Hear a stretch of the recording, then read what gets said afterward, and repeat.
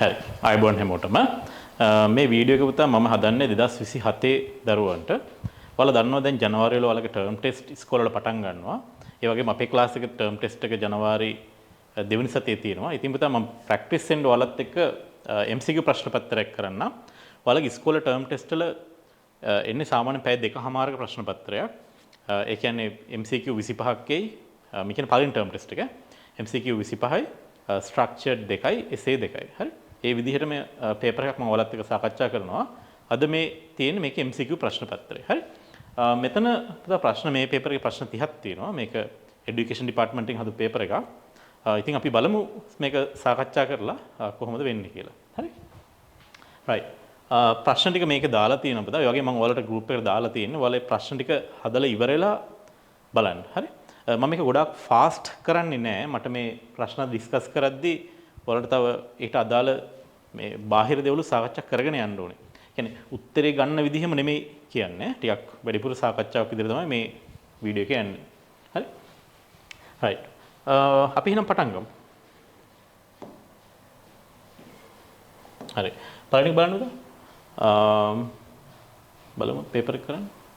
උෂ්ණත්වය SI ඒකකයේ වන්නේ. හරි. දැන් තාපගතික උෂ්ණත්වය එහෙම නැත්නම් උෂ්ණත්වය කිව්වොත් අපි දන්නා කෙල්වින් වලින් තමයි මයින්නේ. දැන් ප්‍රශ්න තියෙන්නේ ඔයාලා දැන් කලබල වෙන්න එපා. දැන් පළවෙනි එකම තියෙන්නේ මේ K අකුරක් තියෙන්නේ. නමුත් දැන් හොඳින් බැලුවොත් ඒක මොන K අකුරද? ඒක සිම්පල් K දාලා තියෙන්නේ. ඒතකොට ඒක ගහන්න යන්න බෑ. හරි මේ තියෙන කිලෝ කියන උපසර්ගය. ඒතකොට මේක හරි උත්තරේට ඔයා ගහන්න. හරි. ඒක මෙතනයි තියෙන්නේ. right. right. ඒතකොට මේ අනිත් ඒවා ඒතකොට මේක දානපත උපසර්ගයක්. මේක කූලෝම් කියන එක. ඒතර මේ තියෙන්නේ සෙල්සියස් කියන එක. හරි මේ බෝලය આવුත් සෙල්සියස්. ඒතර මෙතන තියෙන්නේ ෆැරඩ් කියන එකකේ තියෙන නමුත් හදිසියෙ මෙහෙම බෝලයක් එක්ක F අකුර දැම්මොත් අපි ඒ කියන්නේ ෆැරන්හයිට් අංශක කියන එක. හරි. ඒතර උෂ්ණත්වයේ මයින ඒකකයක් වන්නේ කියලා හදිසියෙ F අකුරක් එහෙම දීලා තිබ්බොත් ඒවට අහු වෙන්න එපා. හරි. උෂ්ණත්වයේ මයින ඒකකයක් වෙන්නේ F නෙමෙයි ෆැරන්හයිට්. මේ බෝලේ තියෙන්න ඕන අංශක කියන එක තියෙන්න ඕනේ. කෙල්වින් වල අංශක ලියන්නේ නැහැ. අපි කෙල්වින් අංශක කියලා එකක් නැහැ. සෙල්සියස් වල තියෙනවා අංශක මේ බෝලේ තියෙන්න ඕනේ. right. ඊළඟට දෙවෙනි එක. ඒතර පළවෙනි එක හරියි. පහත දී ඇති උපකරණ අතරින් ධ්වනිමාන කම්බියක් ධ්වනිමානය කියන එක ඔයාලා තාම දන්නේ නැහැ පුතා. ඒ වුණාට මේක සිහින් කම්බියක් කියලා තියෙනවනේ. ඒතර චූටි කම්බියක විෂ්කම්බේ මයින්ඩ් වඩාත්ම සුදුසු මොකක්ද කියලා අහන්නේ. හරි. අපි දන්නා ඉතින් මේක මයික්‍රොමීටර් ස්ක්‍රිප්ට්වාම අනෝක නෝට් එකේම තිබ්බා. හරි. එහෙනම් ඒක හිතන්න දෙයක් නැහැ. හරි තුන්වෙනි එක. පහත දැක්වෙන කවර කෝණයකින් ප්‍රක්ෂේපණය කළ වස්තුවක් පොළවෙන් වැඩිම දුරකට මෙතන පොඩි වචන දෙකක් අඩුයි තමයි ඇඩ් කරන්න. පහත දැක්වෙන තිරසට කවර කෝණයද කියලා ලියුවා. මෙතන මම ඇඩ් කරනවා තිරසට කියලා වචනයක්. හරි සාමාන්‍යයෙන් ඔය අහවල් කෝණෙන් තීටා කෝණයෙන් ප්‍රක්ෂේපණය කරලාද කිව්ව ගමන් තිරසට තමයි කෝණය කියන්නේ. හරි. නමුත් අපි මෙහෙම දාමු. පහත දැක්වෙන තිරසට කවර කෝණයෙන් ප්‍රක්ෂේපණ වස්තුවක් පොළවෙන් වැඩිම තිරස් දුරකට කියලා අපි දාමු. හරි තිරස් දුර. මොකද දුර කියද්දී නැත්නම් කාටද මේ පාත් එකේ දුරත් ගන්න පුළුවන්. අපි මේ වැඩිම තිරස් දුරකට ගමන් කරයිද කියලා අහන්නේ. හරි මේක සරල දෙයක්. ඔයාලා දන්නවා. කෙනෙක්ට දැන් මෙහෙම නිකන් මේ මතක් කරන්නේ. මම මේ සමීකරණ ටික මතක් කරන්න මේක වම්ම. හරි. ඒතර මේ පොළවේ ඉඳන් ඔයා මොන හරි කෝණයකින් ප්‍රක්ෂේපණය කරාම u කියලා හිතන්නකො මේ ප්‍රක්ෂේපණ කෝණය θ නම් මෙතන තියෙනවද මේ උස අපි උපරිම උස කියන ප්‍රක්ෂිප්තේ මේක තිරස් පරාසය. නේ ඊට උපරිම උස යෑමට ගතවන කාලය මෙතනට කාලේ t1යි මෙතනට කාලේ t2යි. එතන මෙහෙම වුණොත් මේකට තියෙනවා සමීකරණ සෙට් එකක්. හරි මේවා මම කිව්වා MCQ සමීකරණ කියලා ඔය පාවිච්චි කරන මේ රචනා පේපර් එකේ ලියන්න බෑ. කියන්නේ මේවා ඔප්පු කරලා පෙන්නන්න ඕනේ. උපරිම උස යෑමට ගතවන කාලය ඉන්නේ u sin θ බෙදීම g කියන එක. හරි ඊළඟට මුළු පියාසර කාලය කියන්නේ t2 ඒ කියන්නේ මේ මුළු මේ වගේ දෙගුණයක් නේ. වායු ප්‍රතිරෝධය තිබ්බේ නැත්තම් මේ ඔක්කොම අරන් තියෙන වායු ප්‍රතිරෝධය නැහැ කියලා. හරි. නැත්තම් මේ උත්තර වෙනස් මීට වඩා. හරි. ඊළඟට මේක හරි. ඊළඟ මේ උපරිම උසට තියෙන සමීකරණයක්. උපරිම උස කියන්නේ u වර්ගය sin වර්ගයේ θ බෙදීම 2g. ඊළඟ තිරස් පරාසයට සමීකරණයක් තියෙනවා. මේවල දන්නේ නැති කවුරු හරි ඉන්නවනම් මම කියන්නේ. අනිත් අය මේව දන්නවා. u වර්ගය 2 sin θ cos θ බෙදීම g. එහෙම නැත්නම් ඔයා දන්න මේකේ පුතා මේ 2යි sin වර්ගය මෙන්න මේ කැලේ අපිට sin 2යි θ කියලා ලියන්න පුළුවන්. හරි? ඒකෙන්ද මේ r ට වට තව එකක් ලියන්න පුළුවන් u වර්ගය sin 2යි θ බෙදීම g කියලා. හරි? ඒතර මේ ගැටලුවේදී ඔයන් අහන්නේ වැඩිම තිරස් දුරකට ඔය තිරස් දුර කියන මේ r කියන එක. ඒකෙන් අපි මෙන්න මේ සමීකරණය තෝරගමු. මේ සමීකරණය. එහෙම නැත්නම් මෙහෙමයි. දැන් මේක පුතා මේ හදන්න දෙයක් නෑ. ඒතර මේක තියරියක්. වැඩිම තිරස් දුරකට යන්නේ 45යි කියන එක. හරි? ඒතර මේවා වැඩි ලාවක් මම ගන්න යන්නේ නෑ. වැඩිම r වැඩිම වෙන්නේ මේ θ 45 වුණාම. හරි? මේක චුට්ටක් මතක් කරන්න මේ ටික ලිව්වේ. ඊළඟට මේක වැඩිම සිරස් උසකට ගමන් කරයිද කියලා හොත් එහෙම. පහත දැක්වෙන තිරසට කවර කෝණයෙන් ප්‍රක්ෂේපණය කළ වස්තුව පොළවෙන් වැඩිම සිරස් උසකට ඇහුණා. සිරස් උසකට යන්නේ දැන් හරි කෙලින් ප්‍රක්ෂේපණය කරන්න ඕන. හරි? හරි කෙලින්ම ප්‍රක්ෂේපණය කරොත් තමයි වැඩිම සිරස් උසකට යන්නේ. එහෙම වුණොත් ඔයාට ඔය කියන θ එන්නේ 90යි කියලා. හරි? 90ෙන් ප්‍රක්ෂේපණය කරොත්. හරි?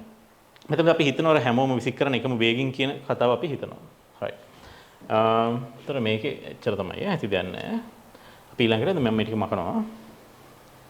ඊළඟ දරුවනේ අපි යන් හතරවෙනි ප්‍රශ්නට. මේක දැන් මම ඉස්සෙල්ලා ගත්ත ප්‍රක්ෂිප්ත සමීකරණ වල මම අර කිව්ව අන්තිමේට තියෙන සමීකරණ කියලා අපි මේක පාවිච්චි කරනවා. මේක තියෙන බලන්න ගාන කියවන්න. u ආරම්භක ප්‍රවේගයක් සහිතව 15ක කෝණයකින් ප්‍රක්ෂේපණ වල වස්තුක තිරස් පරාසය r වේ. හරි. එතකොට තිරස් පරාසයට මම මෙන්න මේ සමීකරණ පාවිච්චි කරනවා. u වර්ගය sin 2යි θ බෙදීම g කියන එක. එතකොට ඒකේ case 1 පළවෙනි case එකේදී මම case 1 කියලා දාන්නම්. මේ case 1 එකේදී කියනවා තිරස් පරාසය r කියලා. එතකොට තිරස් පරාසය. එතකොට අපිට ලියන්න පුළුවන් r කියන එක සමානයි. ඒක u කියලා තියෙන u වර්ගය sin 2යි θ. කියන්නේ 2 15. ඒතර 2 වැඩි කිරීම 15 වෙන්නේ දුන්නා. එකපාර මොන 30යි කියලා දාන්න. ඔක බෙදීම g. හරි? ඒ තමයි පළවෙනි කේස් එක. හරි? ඊළඟට මේකේ කියනවා තව එකක් 2u ප්‍රවේගයෙන් ප්‍රක්ෂේපණ කළොත් 30ක් කාණත වනේ. ඒතර ඒකේ කේස් 2. හරි? ඒක අපි r2 කියලා ගමු. r2 නම් ඒතර r2 එන්නේ 2u වර්ගය sin දෙවාරයක් 30 බෙදීම g. හරි? ඒතර ඔන්න අපිට සමීකරණ දෙකක් තියෙනවා. මේක පළවෙනි එක, මේක දෙවෙනි එක. හරි? ඊට පස්සේ අපි දැන් මේ දෙක බෙදලා උත්තරේ ගමු. මොකද අපි දැන් r2 නෝනේ, r2 ඕනේ r අසුර වෙන්නේ. අපි දෙක බෙදමු එකෙන්. දෙක එකෙන් බෙදන්න. ඒතරවට එන්නේ මේ පැත්තේ වම් පැත්තේ එනවා r2 බෙදීම r කියලා. මේ පැත්තෙන් එනවා මෙතනින් එනවා 4ක් u වර්ගයක්. මුලින්ම මම මේක ප්‍රසාරණය කරලා ලියන්නම් මේක. ඊට පස්සේ මෙතන එනවා sin 60ක්. ඒක බෙදීම g. ඊට පස්සේ ඕක බෙදීම උඩ එකනේ. ඒතර බෙදීම කියලා මේක ලියද්දි ඊළඟ පියවරේදී පොත වැඩි කිරීම වල උඩයට මාරු වෙනවා. අපි කෙලිම ලියමු වැඩි කිරීම දාලා උඩයට මාරු කරලා ලියමු. හරි? එතකොට එන්නේ u වල වර්ගය sin 30යි. හරි? එතන මේක අපිට දැන් කපන්න පුළුවන්. u වර්ගයට u වර්ගය කැපෙනවා, g ට g කැපෙනවා. හරි? ඊට පස්සේ අපිට ලියන්න පුළුවන් r2 බෙදීම r සමානයි 4යි. මෙතන sin 60යි කියන්නේ මූල 3 බෙදීම 2යි. sin 30යි කියන්නේ මෙතන භාගයක් තියෙනවා. හරි? එතකොට මෙතන පුතා මේ දෙක උඩට ගියාම 2යි 2යි කැපෙනවා. මොකද මෙහෙම කපලා දාන්න. ওই 2යි 2යි කැපෙනවා. ඒතර උත්තරේ එන්නේ r2 බෙදීම r කියලා කියන්නේ 4යි මූල 3යි. එතකොට r2 කියන්නේ 4යි මූල 3යි r. හරි? මේක තමයි උත්තරේ. එතකොට 4යි මූල 3යි r කියන එක මෙතන තියෙනවානේ. right. ඔක තමයි උත්තරය. පැහැදිලිද හදපිටිය? right. මම මේක වකන්නම්. ඊළඟට යමු. හරි. ඊළඟට හරි. අපි උදා ඊළඟට යන් පස්වෙනි ගානට. මේකේ තියෙන බලය මෙන්න මේ විස්ථාපන බෙදීම කාලේ මාන වලට සමාන මාන මොකක්ද කියලා. මේක කෙලින්ම මාන හොයන්න. මේක මොකක්ද මාන එන්නේ කියලා. හරි. මේක ඔයා චෙක් කරොත් මොනවද එන්නේ මාන? බලය කියන්නේ mlt ඍණ 2යි. විස්ථාපනය කියන්නේ l. කාලය කියන්නේ t නේ. මේ ටික සුළු කරොත් එන්නේ මේ බර මෙන්න මෙහෙම එකක්. ml වර්ගය t ඍණ 3යි. මේවා අපිට කටපාඩම තියෙන්න ඕනේ. මේක ජව එහෙම නැත්නම් ශ්‍රමතාවය. හරි. මේවා මතක තියෙන්න ඕන වලට. හරි. ඊළඟට පහත ප්‍රකාශ සලකා බලන්න. හරි. අවස්ථිතිය යනු වස්තුවක චලිත ස්වභාවය වෙනස් කිරීමට දක්වන අකමැත්තයි. මෙතන අපි වස්තුව කියලා වචනයක් ඇඩ් කරගමු. හරි. එතකොට අපි දන්න අවස්ථිතිය කියන්නේ මොකද්ද? අවස්ථිතිය කියලා කියන්නේ නිශ්චල වස්තුවක් චලිත කිරීමේදී හෝ චලනය වන වස්තුවක චලිත ස්වභාවය වෙනස් කිරීමට වස්තුව දක්වන අකමැත්ත. හරි. එතකොට ඒ කතන්දර මේක තියෙනවනේ. ඒ අදහස තියෙනවා අවස්ථිතිය යන වස්තුවක චලිත ස්වභාවය වෙනස් කරන්න වස්තුව දක්වන අකමැත්ත. ඒක හරි කියලා අපි ගමු. හරි. ඊළඟට සුමට තිරස් පෘෂ්ඨයක් මත වස්තුවක් තල්ලු කිරීමට අවශ්‍ය බලය එම වස්තුවේ ගුරුත්වාකර්ෂණ ස්කන්ධය මත රඳා පවතී. හරි. මෙහෙමයි. මේකේ වචන දෙකක් තියෙනවා පුතා සුමට තිරස් කියලා. හරි. ඒතර මේකේ ඝර්ෂණ බලයක් නැහැ. ඒතර ඔයා සුමට තලයක තිරස් තලයක වස්තුවක් තියලා ඔයා පුතා මේක ඝර්ෂණ බලයක් නැති හින්දා මොන බලය දුන්නත් ඕක චලිත වෙනවා. ඕක තල්ලු වෙනවා. මේක කියලා නැහැනේ. මොන හරි තොරණයක් ගැන කියලා නැහැනේ. හරි. ඔයාට ඒක චලිත කරවන්න ඔයාට ඕන බලයක් දෙන්න පුළුවන්. හරි. පොඩි බලයක් දුන්නොත් පොඩි තොරණයක් ඒ ලොකු බලයක් දුන්නොත් ලොකු තොරණයක් ඒ. හරි. එතකොට ඒකට වස්තුවේ ස්කන්ධය බලපාන්නේ නැහැ ගුරුත්වාකර්ෂණ ස්කන්ධය. ඒක රඳා පවතිනවා. එහෙම නැත්නම් ඒක බලපානවා ඔයා මේක රළු පොලවක නම් කරන්නේ. ඒතර රළු පොලවක උඩ වස්තුවක් තියලා තල්ලු කරන්න ගියොත් වටින ඝර්ෂණ බලය අන්න ඝර්ෂණ බලය රඳා පවතිනවා අභිලම්බ ප්‍රතික්‍රියාවත් එක්ක. හරි. වස්තුවයි පෘෂ්ඨය අතර අභිලම්බ ප්‍රතික්‍රියාවත් එක්ක. ඒතර අභිලම්බ ප්‍රතික්‍රියාව රඳා පවතිනවා බරත් එක්ක. හරි. ඒතර බර කියන්නේ කෙලින්ම ගුරුත්වාකර්ෂණ ස්කන්ධයත් එක්ක සම්බන්ධ දෙයක්. හරි. W = mg. ඒතර අන්න රළු පොලවකදී නම් ඔක ප්‍රශ්නයක්. හරි.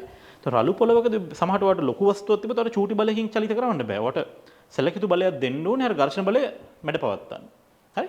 ඝර්ෂණ බලය රඳා පවතිනවා අභිලම්බ ප්‍රතික්‍රියාව රඳා පවතිනවා බරත් එක්ක බර රඳා පවතිනවා ගුරුත්වාකර්ෂණ ස්කන්ධයත් එක්ක. හරි. එතකොට මෙතන සුමට හින්දා එක ප්‍රශ්නයක් නෑ. අවශ්‍ය බලය වස්තුවේ ගුරුත්වාකර්ෂණ ස්කන්ධය රඳා පවතී කියන එක ඒක වැරදි කියලා ගන්නවා. හරි.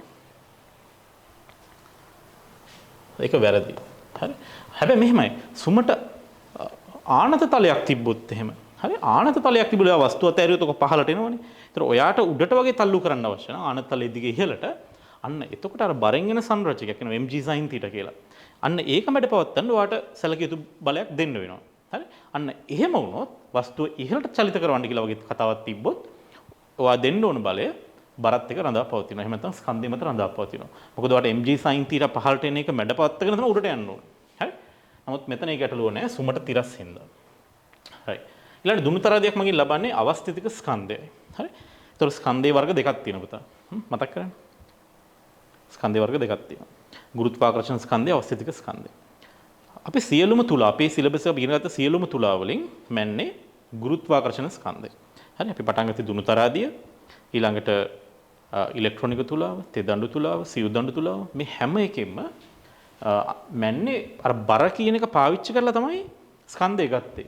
එහෙම නැත්නම් වස්තුව නිශ්චලව තිබ්බේ වෙලාවේ. අපි මයින් වෙලාවේදී. හරි. එතකොට අවස්ථිතික ස්කන්ධය කියන්නේ අර F = ma දාලා හොයන ස්කන්ධයක්. ඒ කියන්නේ ඔයා දන්න බලයක් දීලා ත්වරණය හොයලා ස්කන්ධය ගන්න එක. හරි. නමුත් දැන් මේවට අවස්ථිතික තුලා කියලා වෙනම වර්ගයක් තියෙනවා. ඒවා වැඩි කරන්නේ කම්පනත් එක්ක. හරි. කම්පන සංකේතයත් එක්ක එක වැඩ කරන්නේ. ස්කන්ධයක් මෙහෙම සම්බන්ධ කරලා මේක කම්පණය වෙන්න දෙනවා. ස්කන්ධය ලොකු වුණොත් අර දෝලන සංඛ්‍යාතය අඩුයි. හරි. ඔයාම හිතන්නකෝ කීයක් පටියක් මෙහෙම තියලා ලොකු ස්කන්ධයක් ගැට ගහලා මෙහෙම අතහැරියොත් මොකද වෙන්නේ? ඒක හිමීටනේ වැනෙන්නේ. හරි. නමුත් ඔයා මේ පොඩි ස්කන්ධයක් නමුත් වේගෙන් වැඩි සංඛ්‍යාතකින් ඒක වයිබ්‍රේට් වෙනවා. එතකොට ওই ක්‍රමයේ තමයි අවස්ථිතික තුලාවල පාවිච්චි කරන්නේ. අවස්ථිතික තුලා කියන අපේ සිලබස් එකේ නෑ. මේක නම විතරක් දැනගත්තා නම් ඇති. ඒ අවස්ථිතික තුලාවකින් ස්කන්ධෙමයින් හැමතිස්සෙම වස්තුවේ චලිතයක් තියෙන්න ඕන. හරි. එක්ක දෝලණය වෙනවා එක්ක ත්වරණය වෙනවා. හරි. right. එහෙනම් මේක මේ දුනුතරාදීන් අපි මයින්නේ අවස්ථිතික ස්කන්ධෙන් නෙමෙයි. එතකොට ඒක වැරදි. අපි මයින්නේ ගුරුත්වාකර්ෂණ ස්කන්ධයෙන්. හරි. එතකොට මේකේ ඒ විතරයි හරි. right. අපි නැවත ඊළඟ ප්‍රශ්නට යමු. okay. 7 වෙනි ගැටලුව බලන්න. වස්තුවක් ඒකතල බල 3ක් යටතේ සමතුලිතතාවයේ ඇත. හරි. අපි සමතුලිතතාවය කරා. බල 3ක් යටතේ සමතුලිත වෙන්න පුළුවන් ආකාර දෙකක් අපි කතා කරන්නේ. එක්කෝ ඒ කියන්නේ එකිනෙකට ආනත බල 3ක් වෙන්න පුළුවන්. එහෙම නැත්නම් සමාන්තර බල 3ක් වෙන්න පුළුවන්. නමුත් මේකේ කියලා නැහැ මොකද්ද වර්ගය කියලානේ. වස්තු ඒකතල බල 3ක්. ඔය දෙකෙන් ඕන එකක් වෙන්න පුළුවන්. හරි. හරි. ඒතර ඒවා එකම සරල රේඛාවක් ඔස්සේ පැවතිය හැක කියලා තියෙන්නේ. පැවතිය යුතුයි නෙමෙයි පැවතිය හැක. ඒ කියන්නේ ඔයා බල 3ක් යටතේ නම් සමතුලිත හිතන්න තව බල 3 හරි. හරි මෙහෙම හිතන්නකෝ. බල දෙකක් පල්ලෙහාට තියෙනවා. හරි සරල රේඛියව හිතන්න පහළට තියෙනවා. හරි ඉතුරු බලය උඩට තියෙනවා. ආනතය කියලා ගන්න පාවලට පෙන්වන්න ඉඳගත්තේ. එහෙම නැත්නම් මෙහෙම වදින්න. හරි. එක බලයක් මෙහෙම තියෙනවා. තව මේ වගේ තැනක ඉඳන් අපි තව බල දෙකක් ක්‍රියා කරන එකක් කොහොම අනික මෙහෙම. හරි. එතකොට මෙහෙම මේ තුන් දෙනා ඒක රේඛිය වෙන්න පුළුවන් නේ. හරි. ඒවා එකම සරල රේඛාවක් ඔස්සේ පැවතිය හැක කියන එක හරි. ඒක ගැටලුවක් නැහැ ඉන්න පුළුවන්. ඒක ප්‍රශ්නයක් නැහැ. හරි. ඊළඟට ඒවා සියල්ල එකම ලක්ෂයක් කරා ගමන් කරනවා විය හැක. විය හැක කියලා තියෙන විය යුතුයි කියලා නැහැ. විය යුතුයි කිව්වොත් වැරදි වෙනවා. මොකද සමාන්තර බල තුනක් යටතේ සමතුලිත වුණොත් ඕවාගේ බල රේඛා ඒ කියන්නේ බලයේ ක්‍රියා රේඛා එකම ලක්ෂය කරා යන්නේ නැහැ. නමුත් ආනත බල තුනක් යටතේ සමතුලිත වුණොත් ඔයාලට අපි කිව්වා තීරෙ මෙන්න මෙහෙම තියෙන්න පුළුවන් කියලා නේ. සමතුලිත නම් මේ වගේ ඔක්කොම ක්‍රියාලක්ෂ එකම ලක්ෂය කරා යනවා. හරි. අර බලයේ ක්‍රියා රේඛා ඔක්කොම එකම ලක්ෂය කරා යනවා. ඒතකොට මේ බල ගැන කියන්නේ ඒවා සියල්ල එකම ලක්ෂය කරා ගමන් කරන විය හැක කියන එක හරි කියලා අපි ගමු. විය යුතුයි නෙමෙයි විය හැක කියලානේ තියෙන්නේ. ඒවා බල ත්‍රිකෝණ නියමයට අනුකූල විය යුතුයි. හරි. මෙතන මේක පොඩ්ඩක් අපි හරි ගස්සා මෙතන වෙන්න ඕනේ. ඒවා බල ත්‍රිකෝණයක නිරූපණය කළ හැකි විය යුතුයි කියලා. ඒක පොඩ්ඩක් අපි හදාගමු ප්‍රශ්නේ. මොකද බල ත්‍රිකෝණ නියමයට අනුකූල විය යුතුයි කියන ප්‍රශ්න දෙකේ එච්චර අර්ථයක් නැහැ. මොකද අපි දන්න දෛශික ත්‍රිකෝණ ප්‍රමේය කියන එක මතකනේ පුතා. දෛශික දෙකක් ගත්තොත් ඒක සම්ප්‍රයුක්ත කොහොමද දෙන්නේ කියන තමයි අර ත්‍රිකෝණයක කතන්දරේ තිබෙන්නේ. ත්‍රිකෝණයක පාද දෙකකින් අනුපිළිවෙලින් විශාලත්වයෙන් දිශාවෙන් දෛශික දෙකක් නිරූපණය කරොත් ඉතිරි පාදයේ මගින් ඉහත අනුපිළිවෙලට විරුද්ධ දිශාවට විශාලත්වයෙන් දිශාවෙන් මේ වගේ දෛශික සම්ප්‍රයුක්ත පෙන්වනවා. ඉතින් බල ත්‍රිකෝණ ප්‍රමේය ගත්තත් ඉතින් ඕකම තමයි කියන්න වෙන්නේ. බල දෙකක් ගැන කතා කරලා කියන්න වෙන්නේ. හරි. එතන මෙතන අපි සම්පත්වතේම තියෙනවා බල ත්‍රිකෝණ ප්‍රමේය නෙමෙයි බල ත්‍රිකෝණයක කියලා තිබ්බන හරිය. එහෙනම් මම මේක වචන පොඩ්ඩක් වෙනස් කරනවා. මේ ප්‍රශ්නේ ඒවා බල ත්‍රිකෝණයක නිරූපණය කළ හැක කියලා ලියන්න. නිරූපණය කළ හැක. එතකොට බල තුනක් යටතේ සමතුලිත නම් අපිට බල ත්‍රිකෝණයක නිරූපණය කරන්න පුළුවන්. හරි? ඒක පිට සමාන්තර බල තුනක් ගත්තත් ඔයාට හිතන්න සමාන්තර බල තුනක් ගත්තත් එකක් ගත්තා මෙහෙම ගත්තා ඒක ත්‍රිකෝණයක් නෙමෙයි අපිට පේන්නේ නිකන් රේඛාවක් වගේ පේන්නේ. ඒක ත්‍රිකෝණය කියන සංකල්පය ඇතුළට දාන්න පුළුවන්. ඔයා හිතන්න මෙහෙම බල තුනක් සමාන්තර බල තුනක් තිබ්බ කියලා හිතන්න. 1 2 3 කියලා සමතුලිතයි කියලා හිතන්න. ඒතර මෙතන ලොකුට අඳින්න. ඒතර පළවෙනි එක ගත්තා. හරි? ඊළඟට පළවෙනි එක ඉවර වුණ තැනින් දෙවෙනි එක ගත්තා. ඊට එතන ඉවරන තැන තුන්වෙනි එක ගත්තා. අර ත්‍රිකෝණයක් අඳින විදිහට අඳින්න ගියොත් ඔක පෙන්වන්න පුළුවන්. හරි? ඒ හින්දා ඒක අර ආනතේ කොහොමද පෙන්වන්න පුළුවන්. සමාන්තර වුණොත් ඔක පෙන්වන්න පුළුවන්. මොකද පළවෙනි එක ඉවර කරපදෙනින් දෙවෙනි එක උඩට අඳින්න එතන ඉඳන් ආයෙ තුන්වෙනි එක පල්ලෙහාට ගන්න. අර ත්‍රිකෝණයක් ඇඳපු විදිහට. රේඛාවක් වගේ පේන්නේ. ඒ උනට ඒක ත්‍රිකෝණයක් විදිහට අඳින්න පුළුවන්. හරි? ඒ හින්දා ඒක අපි හරි දාමු. බල ත්‍රිකෝණයක නිරූපණය කළ හැකි වේ කියන එක හරි. එතකොට මේකේ ඔක්කොම හරි කියලා ගන්න. ABC සියල්ල සත්‍ය වේ කියලා ගමු. right. අපි ඊළඟ ප්‍රශ්නට යමු. හරි. මේක දීලා තිනවට අංශුවක ප්‍රවේග කාල ප්‍රස්ථාරයක් දීලා තියෙනවා. හරි. ප්‍රවේග කාල මතක් කරගන්න. ප්‍රවේග කාල ප්‍රස්ථාරයක් දීලා තියෙනවා. හරි. එතකොට මේකේ x දිශාවට එනවා කියලා කියනවානේ. ඒ කියන්නේ ඔය හිතන්න මේ පැත්තට කියලා. මේ පැත්තට යන එක. right. x දිශාවට යනවා. බලන්න මේ ප්‍රවේගය හොඳට බලන්න. මුලින්ම ප්‍රවේගය එන්න වැඩි වෙනවා. ඊට පස්සේ ඒක නිකන් බ්‍රේක් ගහනවා කියන්නේ ඊට පස්සේ අඩු වෙනවා. දැන් හිතන්න බයික් එකක් කියලා. ඒතකොට මුලින්ම ඇක්සලරේට් කරලා ඉස්සරහට යනවා. එන්න වේගය වැඩි කරගෙන t එක යනකම්. ඊට පස්සේ බ්‍රේක් එක ගහගෙන මේ පැත්තටමයි යන්නේ. හරි? මේ පැත්තටම ගිහිල්ලා නවතිනවා. ක්ෂණිකව නවතිනවා. එහෙම නැත්නම් ටක් ගාලා ආපස්සට හැරෙනවා. හරි? මෙතනින් ඔය ආපස්සට හැරෙනවා. ඊට පස්සේ මේ කොටසේදී ඔය ආය වේගෙන් යනවා. වේගෙන් කියන්නේ ප්‍රවේගය වැඩි කරගෙන යනවා. ඊට පස්සේ මෙන්න අන්තිම කොටසේදී ඔය ආය ස්ලෝ කරලා නවත්තනවා. හරි? ඒතකොට වෙලා තියෙන්නේ මෙහෙම. පැත්ත ගත්තොත් t එක වෙනකම් මේ පැත්තට t දෙක නම් ආයෙත් මේ පැත්තට ඊට පස්සේ හැරුණා කොටසක් එන්නේ වේගය වැඩි කරගෙන ගියා. ඊට ටික මන්දිරලා නැවතුණා. ඕකනේ වෙන්නේ. හරි? right. මේක දැන් ඔයාලට තේරෙනවා ඇති මේ උඩ තියෙන වර්ගඵලෙ වැඩිනේ. පල්ලෙහා තියෙන වර්ගඵලෙ. දැන් උඩ තියෙන වර්ගඵලෙ මේ තියෙනවා. ඒ කියන්නේ ඔයා ධන පැත්තට ගිහපු වර්ගඵලෙ. හරි? ඊළඟට මේ තියෙන්නේ ඔයා ආපස්සට ආපු දුර විස්ථාපනය. එතකොට මේ උඩ වර්ගඵලෙ වැඩි හින්දා ඔයා ඉදිරියට ගිහපු විස්ථාපනය වැඩි. ඔයා හිතන මීටර් 100ක් මේ පැත්තට ගියා කියලා.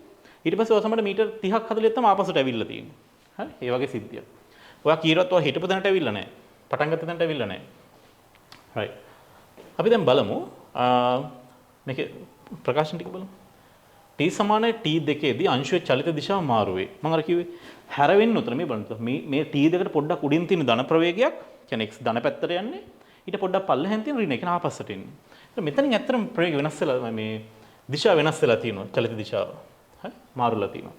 t සමාන t දෙකේදී අංශයේ ත්වරණයේ දිශාව මාරු වෙයි. අන්න ඒක කරන්න නම් අපි මේක ප්‍රස්ථාර අඳින්න බලන්න. ත්වරණ එක අපි අඳින්න බලන්න. මෙයාට මෙහෙන් පල්ලෙහෙන් අඳින්න. මම අඳින්නේ ත්වරණ එක මෙයාගේ. මම මෙහෙන් පොඩි ලයින් ටිකක් අඳගන්නම් මෙයාත් එක්කම. එතකොට ටිකක් වැඩි ලේසි. හරිද? ඔහොම එකක් තියෙන්නේ. දැන් අපි මෙයාගේ ත්වරණ ප්‍රස්ථාර අඳින්න ගියොත් අපි අඳිමු. හරි. දැන් මේක පළවෙනි බලන්නද? මේ මම ත්වරණය අඳින්නේ. ත්වරණය අඳින්නේ. මේක බිඳුව. බෙත කාලේ. හරි. එතන මුල ටිකේ ප්‍රවේගයේ ධන විදිහට වැඩි වෙලා තියෙනවානේ. ඒ කියන්නේ ප්‍රවේගයෙන් එන්න වැඩි වෙනවා කියන මේක මේලකට ධන ත්වරණයක් තියෙනවා. හරි. ඊට පස්සේ පැත්ත මේ ප්‍රවේගයේ එන්න අඩු වෙනවා. ඒත් ප්‍රවේගය අඩු වෙනවා කියන්නේ මන්දනයක්. ඍණ. මෙන්න මේක එකම සරල රේඛාව නේ. මේක එකම අනුක්‍රමණ. අපි දන්න මේ ප්‍රස්ථාර අනුක්‍රමණයෙන් තමයි ත්වරණය එන්නේ. එහෙනම් මේක තනි සරල රේඛාවක් වෙන්න ඕනේ. ඊට පස්සේ ආපහු තියෙන මෙතන කන්දක් වගේ එකක්. ධන අනුක්‍රමණය. හරි. මම අර කිව්ව වාහනයක් යනවා හිතින් හිතාගෙන ඉතලා දැන් මේ මෙතන වෙහිකල් එකක් තිබ්බොත් හරි. ඔයා හිතන්න මෙන්න මෙතන වාහනයක් තියෙනවා කියලා.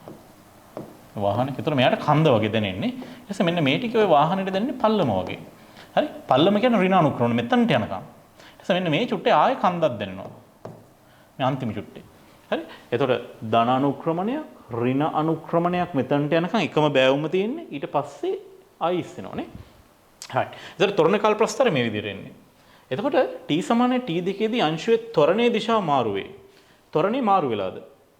නෑ මේ බලන්න. ත්වරණය ඒ t දෙක කියන මොහොතකට කලිනුත් ඍණ අගේම තමයි ඊට පස්සෙත් තියෙන්නේ. ත්වරණයේ දිශාව මාරු වෙන්නේ නෑ. මෙන්න මෙතනදී ත්වරණයේ දිශාව මාරු වෙනවා. හරි? මෙන්න මෙතනදී. ඊට අමතරව මෙතනදී ත්වරණයේ දිශාව මාරු වෙනවා. නමුත් ඔය කියන t දෙකේදී ත්වරණයේ දිශාව මාරු වෙන්නේ නෑ. ඒතර මේක වැරදි පුතේ. අංශයේ ත්වරණයේ දිශාව මාරු කිව්වම ඒක වැරදි. හරි? ඊළඟට t1 t2 අතර අංශයේ ත්වරණයේ දිශාවෙහි ප්‍රවේගයේ දිශාවට සමාන වේ. t1 t2 කාල පරතරය ගත්තොත් ප්‍රවේගය ධනයි. මොකද බිඳුර උඩින් නගයන් තියෙන්නේ. ත්වරණය ඍණයි. ඒතකොට ඒ දෙන්න එකම දිශාව නෙමෙයි තියෙන්නේ. ප්‍රවේගයේ තියෙන ඉදිරියට ත්වරණය තියෙන අනිත් පැත්තට. ප්‍රතිවිරුද්ධ දිශාවලට. මෙන්න මුල ටිකේ නම් හරි. මේ ප්‍රවේගයේ දිශාවක් ධන ත්වරණයක් ධන. සාමාන්‍යයෙන් ප්‍රවේගයේ දිශාවයි ත්වරණයේ දිශාවයි දෙකම එකට සෙට් වුණොත් ඒ වස්තුවේ වේගයෙන් එන්න වැඩි වෙනවා. හරි? මේ මෙතන වස්තුවේ වේගය වැඩි වෙලා. අය බලන්න තමයි අන්තිම කෑන්නේ. මෙන්න මේ කොටස බලන්න. මේ චුට්ට බලන්න. හොඳට බලන්න මම කියන්නේ මෙන්න මේ කොටස ඈ. මෙන්න මේ කොටස. වස්තුවේ ප්‍රවේගය ඍණයි, ත්වරණයත් ඍණයි. ඒ කියන්නේ වස්තුව මේ පැත්තට එන්නේ, ත්වරණය තියෙන්නේ ඒ පැත්තට. ඒතකොට එයාගේ වස්තුවේ වේගෙන් එන්න වැඩි වෙනවා. ඒතර මෙන්න මේ කියන අවස්ථාවේ සහ මේ කියන අවස්ථාවේදී වස්තුවේ වේගෙන් එන්න වැඩි වෙලා තියෙනවා. හරි? වස්තු වේගය වැඩිලා තියෙනවා. ඊට මෙන්න මේ වෙලාවේදී මෙන්න මේ කලාපේ සහ මේ කලාපේදී මන්දන දෙකක් තිබිලා තියෙනවා. හරි? මන්දන කියන්නේ මේකයි. අපි මේවට මන්දන කියන්නේ නැහැ. ඍණ ප්‍රවේග තිබ්බ කියලා හැමදෙස්සෙම මන්දන කියලා කියන්නේ නැහැ. මන්දනය කියන්නේ ස්ලෝ වෙනවා කියන එක. වේගය අඩු වෙනවා කියන එක. හරි? මෙතන වේගය වැඩි වෙලා නැහැ තියෙන්නේ. ඒතර මේක මන්දනයක් කියලා කියන්නේ නැහැ කීරව. මෙතන මන්දනයක් තියෙන්නේ, මෙතන මන්දනයක් තියෙන්නේ. හරි? වේගය අඩු වීමක් තියෙන තැනක මන්දනය කියලා අපි කියනවා. හරි. එතකොට ප්‍රවේග දිශාවට සමාන වේ කියන කතන්දරේ වැරදි. හරි? එතකොට මේකේ A විතරයි ඉන්නේ. right අපි ඊළඟ ප්‍රශ්නට යමු. හරි. අපි පුතා ඊළඟ කතා කරමු 9 වෙනි ප්‍රශ්නේ. පහක් දැක්කන කවර පාඨාංග මීටර කෝදුව චලනාන්වේක්ෂය වර්ණී කැලිපරයේ මයික්‍රොමික්‍රොස්කෝප් ගෝලමානි භාවිතයෙන් ලබාගත වීමක් විය නොහැකිද කියලා අහන්නේ. හරි. අපි මෙයාට අංක ටිකක් දාගමු. මීටර කෝදුවට අපි දාගමු අංක 1 කියලා. චලනාන්වේක්ෂයට අපි දාගමු අංක 2 කියලා. වර්ණී කැලිපරයට අපි දාගමු 3 කියලා. මයික්‍රොමික්‍රොස්කෝප් මානයට 4. ගෝලමානයට 5. හරි. අපි බලමු මේ තියෙන පාඨාංක මොනවා එකෙන්ද ගන්න ඇත්තේ කියලා. හරි. මේ අගයන් වලට ඕන මිලිමීටර වලින් දාගන්න සමහර දරුවන්ට මේක මිලිමීටර වලින් තමයි පුරුදු. මේක 36.15 කියන එකනේ. මෙතන 101.22 මිලිමීටර. මෙතන 551.6 මිලිමීටර. මෙතන 915 මිලිමීටර. මෙතන හරි. හරි. දැන් බලමු මේක දැන් පළවෙනි එක ගත්තොත් එහෙම පළවෙනි එක 30.15 මිලිමීටර මේක දශම ස්ථාන දෙකකට මිලිමීටර ඇවිල්ලා තියෙනවා නේද? මේක මීටර කෝදුව කීරවත් වෙන්න බෑ. චලානික්ෂ වෙන්න පුළුවන්. චලානික්ෂ වෙන්න පුළුවන්. චලානික්ෂ මේ වගේ උත්තරයක් ගන්න පුළුවන්. මේක 2 වෙන්න පුළුවන්. හරි. sorry. මේක 2කින් ගත්තා වෙන්න පුළුවන්. වර්නියර් කැලිපර් සමහර එකකින් ගන්න පුළුවන්. මොකද 0.05 කුඩා මිනුම තියෙනවා වර්නියර් කැලිපර්. එහෙනම් මම ඒකත් වර්නියර් කැලිපරින් ගත්තා වෙන්නත් පුළුවන්. හරි. මයික්‍රොමීටර් ස්ක්‍රූ ප්‍රමාණයෙන් ගන්න පුළුවන්ද? ගන්න බෑ. මොකද හේතුව ඒක මිලිමීටර් 25ක් වෙනකම් විතරයි යගේ පරාසය තියෙන්නේ. ඒතකොට 30යි ගණක් ගන්න බෑ. මයික්‍රොමීටර් ස්ක්‍රූ ප්‍රමාණය වෙන්න බෑ. ගෝලමාන වෙන්නත් බෑ. ගෝලමානෙත් පුළුවන් අර මැද බිඳුවේ ඉඳන් උඩට 10යි පල්ලෙහාට 10යි. හරි. ඒතකොට මේ දෙක වෙන්න බෑ. මේ දෙක ඒතකොට මේක තියෙනවා. 101.2 මේක පැහැදිලිවම මීටර් කෝදුවෙන් ගන්න බෑ. චලනනිරීක්ෂණ ගන්න පුළුවන්. දශම ස්ථාන දෙකකට චලනනිරීක්ෂණ ගන්න පුළුවන්. වර්නියර් කැලිපරෙත් මෙහෙමයි 0.02 කුඩා මිනුමෙනීම තියෙනවා වර්නියර් කැලිපර්. හරි? අර භාගයේ කොටස් 49ක් කැලි 50කට බෙදලා වගේ කතන්දර ටිකක් තියෙනවා. ඒවෙන් පුළුවන් ගන්න. හරි? අපි එනකොට අපි ලැබ් එකේ පාවිච්චි කරන වර්නියර් කැලිපර් ගත්තොත් එහෙම ඒක 0.1 මිනුම කුඩා මිනුම. එහෙම නැත්නම් 0.05. ඉතින් අපි ඒක නොලියෙමු. කොහොමද මේකට උත්තරය මේක වෙන්න බෑ. මොකද මේක දැනටවත් මයින්න පුළුවන්. හරි? දැන් මයික්‍රොමීටර් ස්ක්‍රූ ප්‍රමාණය වෙන්නත් බෑ, ගෝලමාන වෙන්නත් බෑ. මොකද මේක ලොකු ගාණක්. මෙන්න මේක තුන්වෙනි එක. මේක සෙන්ටිමීටර් 50 ගාණක්. හරි? ඒ කියන්නේ මීටර් භාගයක් විතර දිගයි. හරි? ඒතකොට මේක මීටර් කෝදුවකින් ප්‍රශ්න තියෙන මෙච්චර දශම ස්ථානයක් ගන්න බෑ. නේ? 0.1 මිලිමීටර කුඩා මිනුමක් නෑනේ මීටර් කෝදුවට. චලනනිරීක්ෂණ ඔච්චර දිගක් ගන්න බෑ. චලනනිරීක්ෂයේ පරාසය තියෙන දිග අතර තියෙන සෙන්ටිමීටර් 20යි 22ත් අතර උඩ අතර තියෙන්නේ 15 සෙන්ටිමීටර. හරි? චලනනිරීක්ෂය ඔය රේන්ජ් එක ගන්න බෑ. අනික මේකේ මේ බලන්න දශම ස්ථානෙත් ප්‍රශ්නයක් තියෙනනේ චලනනිරීක්ෂය. ඒක දශම ස්ථාන දෙකකට ගන්න පුළුවන්. හරි. මේක එතකොට මේක අය මොකද? හරි. එතකොට මේක ගන්න එකක් නෑ නේ. මේක ගන්න එකක් නෑ. ඕක තමයි උත්තරේ වෙන්න ඕන. මේක ගන්න පුළුවන් මීටර් කෝදුවෙන්. හරි? මීටර් කෝදුවෙන් මේක ගන්න පුළුවන්. එහා පැත්ත එක මෙන්න මේක. මේක මීටර් කෝදුවෙන් ගන්න බෑ. චලනනිරීක්ෂයෙන් ගන්න පුළුවන්. වර්නියර් කැලිපර් අපි බෑ කියලා හිතමු. කුඩා මිනුම 0.02 අපි පොඩ්ඩක් අතාරිමු. මයික්‍රොමීටර් ස්ක්‍රූ ප්‍රමාණය ඕක ගන්න පුළුවන්. ගෝලමානෙන් ගන්න පුළුවන්. හරි? එතන මේක උත්තරේ තුන්වෙනි එකේ ඉන්නේ. හරි. ඊළඟ උදා ව්‍යුත්පන්න රාශියක් වන්නේ මේ බලන දිග තාපගතික උෂ්ණත්වයේ කාලය ධාරාව ඔය ඔක්කොම මූලික භෞතික රාශිය. මේක ආරෝපණය තමයි උත්තරේ. හරි? හරි. ඊළඟ එක. පා සඳහන් ප්‍රකාශ සලකා බලන්න. ක්ෂමතාවේ ඒකක මාන වතන්දරක් තියෙනවානේ. දරුණ ඊළඟට යන 11 වෙනි ගානට පා සඳහන් ප්‍රකාශ සලකා බලන්න. ක්ෂමතාවේ ඒකක හා මාන. නමුත් අපි දන්නවා ක්ෂමතාවේ ඒකක මාන මේක අන්තිම මොනවද අහන්නේ? සත්‍යය ගැන අහන්නේ. ඒකක මාන ගත්තොත් එහෙම ක්ෂමතාව වෙන්නේ kgm වර්ගය s ඍණ 3යි. ඕකේ මානෙන් එතකොට ml වර්ගය t ඍණ 3යි. හරි? එතකොට ඒක වැරදි.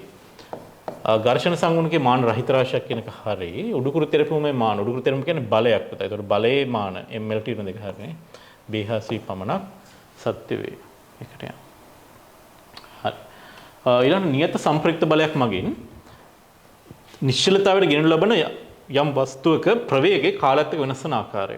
දැන් නියත සම්ප්‍රයුක්ත බලයක් මොකක්ද ඒ කියන්නේ? නියත සම්ප්‍රයුක්ත බලයක්. හරි? කියන්නේ බල ඔක්කොම දැන් මෙයා චලිත වෙන්නේ හිතෙන්ද මේ පැත්තට යන ගමන් තියෙන මොකක් හරි ප්‍රවේගයෙන් කියලා. එතකොට එයාගේ නියත සම්ප්‍රයුක්ත බලයක් වගේ නිශ්චලතාවයට ගේනවා කියන්නේ ඒ සම්ප්‍රයුක්ත බලය තියෙන්න ඕනේ මෙයාට විරුද්ධ පැත්තට. හරි? එයා චලිතන පැත්තට විරුද්ධ පැත්තට. එතකොට ඔයා F සමාන ma දැම්මොත් මෙයාට එනවා නියත මන්දනයක් නේ. මොකද මෙයාගේ ස්කන්ධය නියතයි. නියත සම්ප්‍රයුක්ත බලයක් කිව්වම මේක නියතයි. ඔයා මේ පැත්තට දාන්න F සමාන ma යන පැත්තට. හරි? එතකොට එන්නේ ඍණ F සමානයි ma කියලා නේ. එතකොට එයාගේ ත්වරණය එන්නේ විතර මේ දිශාවට ඍණ F බෙදීම එහෙම. හරි? එහෙම නැත්නම් අනිත් පැත්තට තමයි. ඒ කියන්නේ මේ පැත්තට මන්දනයක් තියෙන්නේ. එතකොට නියත මන්දනයක් කියලා චලිත වෙන එකක් මේ තියෙන්නේ. F උත් නියතයි ස්කන්ධයත් නියතයි. හරි? වස්තුවක් කිව්වම සාමාන්‍ය ස්කන්ධය නියතයි කියලා අපි ගන්න ඕනේ. එතකොට නියත මන්දනයක් කියලා චලිත වෙන වස්තුවක් බලන්න. කියන්නේ ඒකාකාරව ප්‍රවේගය අඩු වෙන්න ඕනේ. හරි? එහෙම එකක් තියෙන. මෙන්න මේක විතරයි නේ. ඒකාකාර ප්‍රවේගය අඩුවීමක් තියෙන උතන. ඒ හින්දා ඒක තමයි මේ වෙලාවේ උත්තරේ. right. අපි යන් ඊළඟ ප්‍රශ්නට. right 13. right බලන්න හැමෝම.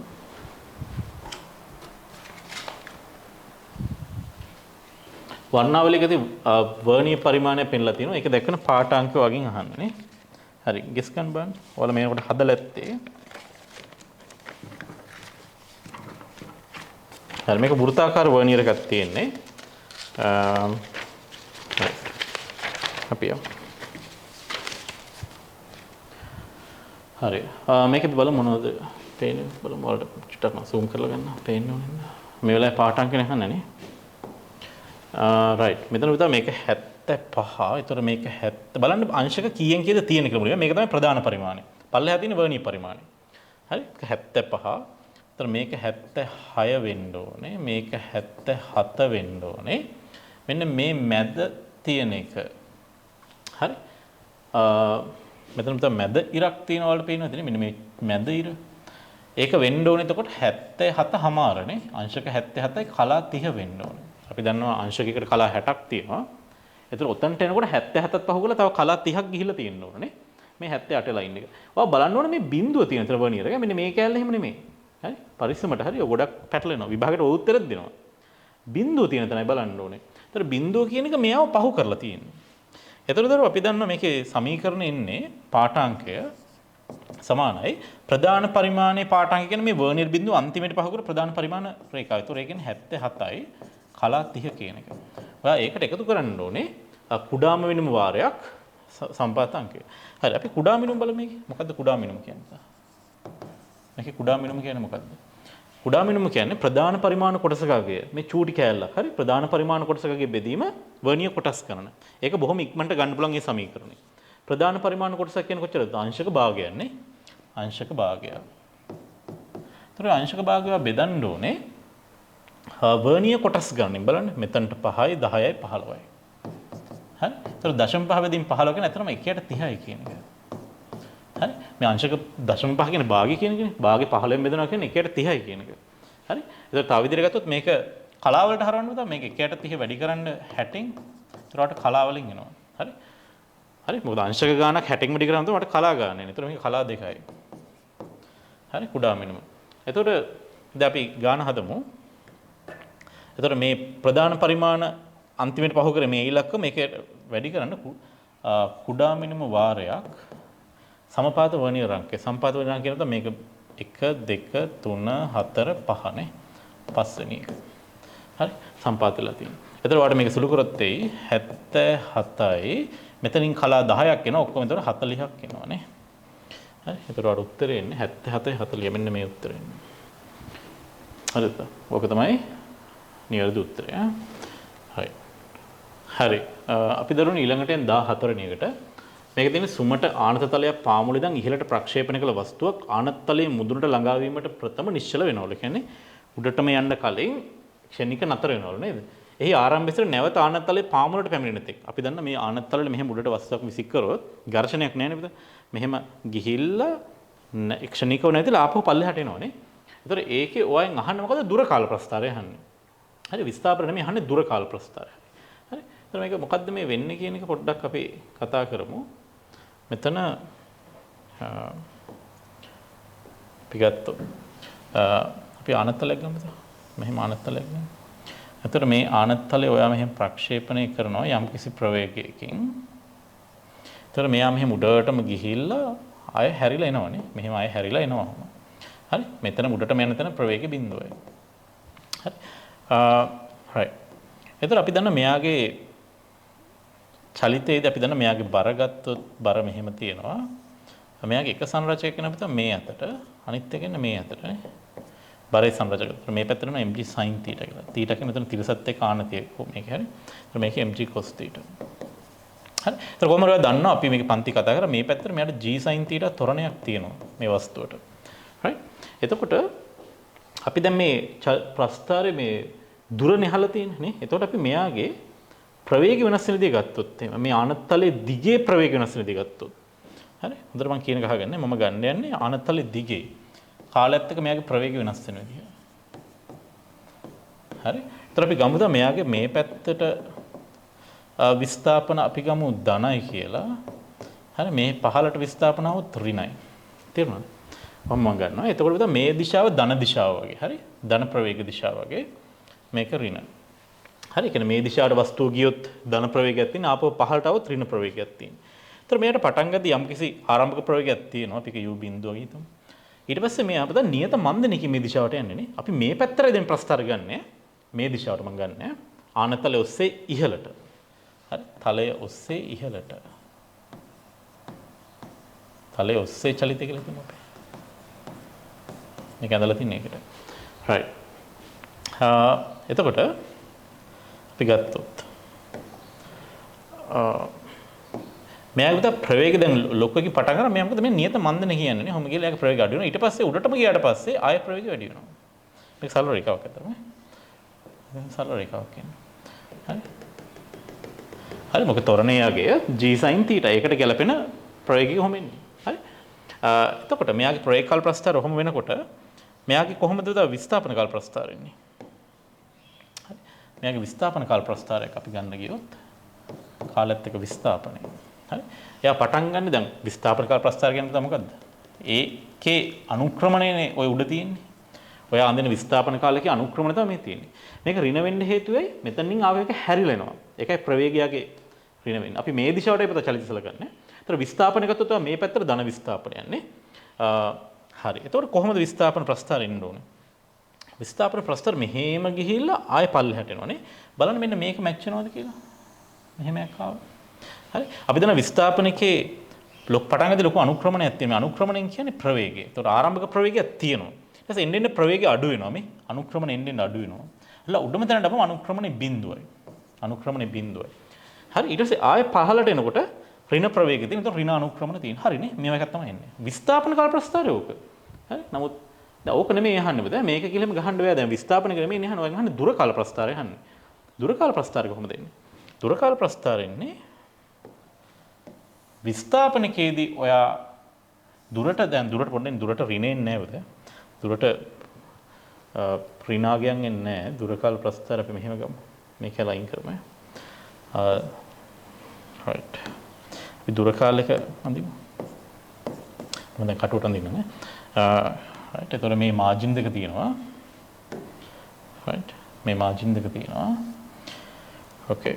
එතකොට මේ මුලදී දුර කියන්නේ ওই විදිහෙන් වැඩි වෙනවා. ඊට පස්සේ මේක ආපස්සට ආවට පස්සේ දුර කියන එක අඩු වෙන්නේ නැහැ නේ. දුර කියන එක දිගටම යනවාම. එතකොට මේ හතරේ ඉන්න. මේකේ පහළට ආපෙක මේකෙන් මෙතන උඩට එනවා. එතකොට ඔහොම ප්‍රස්ථාරයක් බලන්න තියෙනවද කියලා. ඔය ෂේප් එකට උඩ සමාන ප්‍රස්ථාරයක්. හරි. බලන්න අදිපේ කයිත් බලන්න. මෙහෙම ගිහිල්ලා හරි විස්ථාපන එක මෙහෙම නෙන්නේ මෙහෙම ගිහිල්ලා මෙහෙම යන එක. මෙහෙම ගිහිල්ලා ඔහොම යන එක මේ තියෙන්නේ. මෙහෙම ගිහිල්ලා මෙහෙම යන එක. මේ දෙක පටල ගන්න බෑ දැන් ඈ. හරි. එතන මේක තමයි ඔට ගන්න වෙන්නේ. හරි 14. මේක වැරදිලා මේක ගන්න එපා. ඕක නෙමෙයි ප්‍රස්ථාරය මේක ප්‍රස්ථාරය. හරි. හරියට තේරුම් ගන්න. right. අපි යන් එහෙනම් මේක මකනවා මම ඈ. ඊළඟට යන්.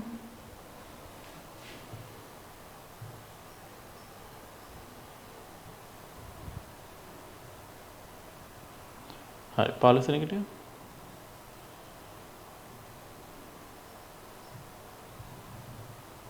right. මේ ප්‍රශ්නට යන්න. පහත් දක්වන ප්‍රකාශ සලකා බලන සියල්ල ස්කන්ධ සහිත වස්තුවේ සියල්ල ස්කන්ධ සහිත වස්තුවේ. right. වස්තුවක් මත ක්‍රියා කරන සම්ප්‍රයුක්ත බලය ශුන්‍ය නම් එය නිශ්චලතාවයේ පවතී. මොකද කියන්නේ? වස්තුවක් මත ක්‍රියා කරන සම්ප්‍රයුක්ත බලය ශුන්‍ය නම් ඒක නිශ්චලතාවයේ තියෙනවලු. නිශ්චලතාවයේ පවතී කියන්නේ එක අවස්ථාවක් විතරයිනේ. හරි. එහෙම නැත්නම් වට ඒකාකාර ප්‍රවේගයෙන් යන්නත් පුළුවන්. එතකොට මේකේ අදහස් වෙනවා වස්තුවක් මත ක්‍රියා කරන සම්ප්‍රයුක්ත බලය ශුන්‍ය නම් එය නිශ්චලතාවයේ පවතී කියන එක නිකන් ඒක විය යුතුයි වගේ අදහසක් එනවා. පැවතී හැක නෙමෙයි මේක තියෙන්නේ. පවතී කියලා තියෙන්නේ. ඒතර ඒක අපිට වැරදි දාන්න වෙනවා. මොකද ඒකාකාර ප්‍රවේගයෙන් යනවා වෙන්නත් පුළුවන්. හරි. එතකොට අපි ඒක වැරදි කියලා දාන්නේ. right. ඊළඟට සම්ප්‍රයුක්ත බලයක් හේතුවෙන් වස්තුවක් චලනය වෙනකොට එහි ත්වරණයේ ස්කන්ධයට සමානුපාතික වෙනවලු. හරි. අපි දන්නවා F සමාන m කියලා සමීකරණයක් තියෙනවා. හරි. F සමාන m කියලා එකක් තියෙනවා. සම්ප්‍රයුක්ත බලයක් හේතුවෙන් වස්තුවක් චලනය වෙන විට එතන අදහස් කරන අපිට මේ F නියත සම්ප්‍රයුක්ත බලයක් කියන එක. එතන නියත කියන වචන තිබ්බනම් හොඳයි. නියත සම්ප්‍රයුක්ත බලයක් කරතේ වස්තුවක් චලිත වන විට එහි ත්වරණය ස්කන්ධයට සමානුපාතිකයි. මෙතනත් අපි තව වචනයක් ඇඩ් කරගමු. නැත්නම් ඒක පොඩ්ඩක් කන්ෆියුසින්. අනුලෝම කියලා වචනයක් දාගමු. අනුලෝම. ඒක පොඩ්ඩක් හදන්න. මෙතනත් නියත කියලා දාගන්න වචනය. නැත්නම් වලට මේක එක එක විදිහට තර්ක කරන්න පුළුවන්. නියත සම්ප්‍රයුක්ත බලයක් හේතුවෙන් වස්තුව චලනය වෙනකොට එහි ත්වරණයේ ස්කන්ධයට අනුලෝම සමානුපාතිකයි. ඒතකොට F නියත වුණොත් F නියත වුණොත් එතනට එන්නේ නියතයක් සමානයි ma කියලා. හරි? ඊට පස්සේ එහි ත්වරණය. ත්වරණය ගත්තොත් ත්වරණය කියන්නේ k බෙදීමෙන් කියලා එන්නේ පුතා. හරි? ඒතර නියතයක් බෙදීම මේ නියත සමාන ලකුණ නියතය වෙනුවට වට පුළුවන් අනුලෝම සමානුපාතික ලකුණ දාගන්න නේ. හරි? එතකොට මේ කොටස වෙනුවට වට ලියන්න පුළුවන් මේක ඒ අනුලෝම සමානුපාතික 1/8ම් කියලා එන්නේ පුතා. ඒ කියන්නේ ප්‍රතිලෝමයි සමානුපාතික ස්කන්ධයට අනුලෝම නෙමෙයි. හරි? එතකොට නියත සම්ප්‍රයුක්තයක් බලයක් හේතුවෙන් වස්තුව චලනයට හිත් ත්වරණයේ ස්කන්ධයට අනුලෝම සමානුපාතිකයි කියන එක වැරදි. මේක නියත කරාම ඒක නියත කියලා k කියලා ගත්තා.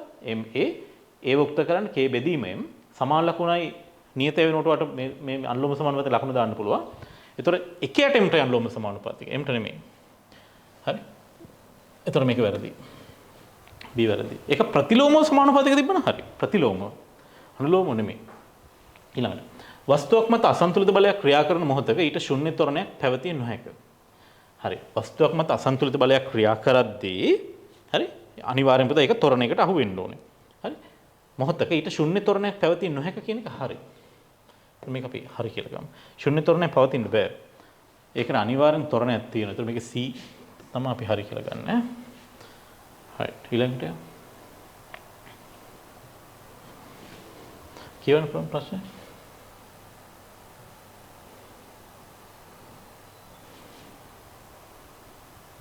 මේ සෙට් එකම අපි කරමු. එක මුසක සිට වෙනස් ප්‍රවේගවලින් උණ්ඩ දෙකක් තිරස්ව වෙඩි තබනු ලැබේ. කියන්නේ එක මුසක ඉඳන් තිරස් අතර මේ පාර විභාගයටත් ඇහුවකනේ. ඒ ලෙවල් මම මේ පන්ති කරලා තිබ්බේ පුතේ. තිරස්ව වෙඩි තියනවලු මුලින්ම පොළොවට අටින් මොකද්ද කියලා අහන මේකේ දත්තයක් දීලා තමයි වායු ප්‍රතිරෝධ නොසලක හරින්න කියලා. එහෙම ඒක නැති වුණොත්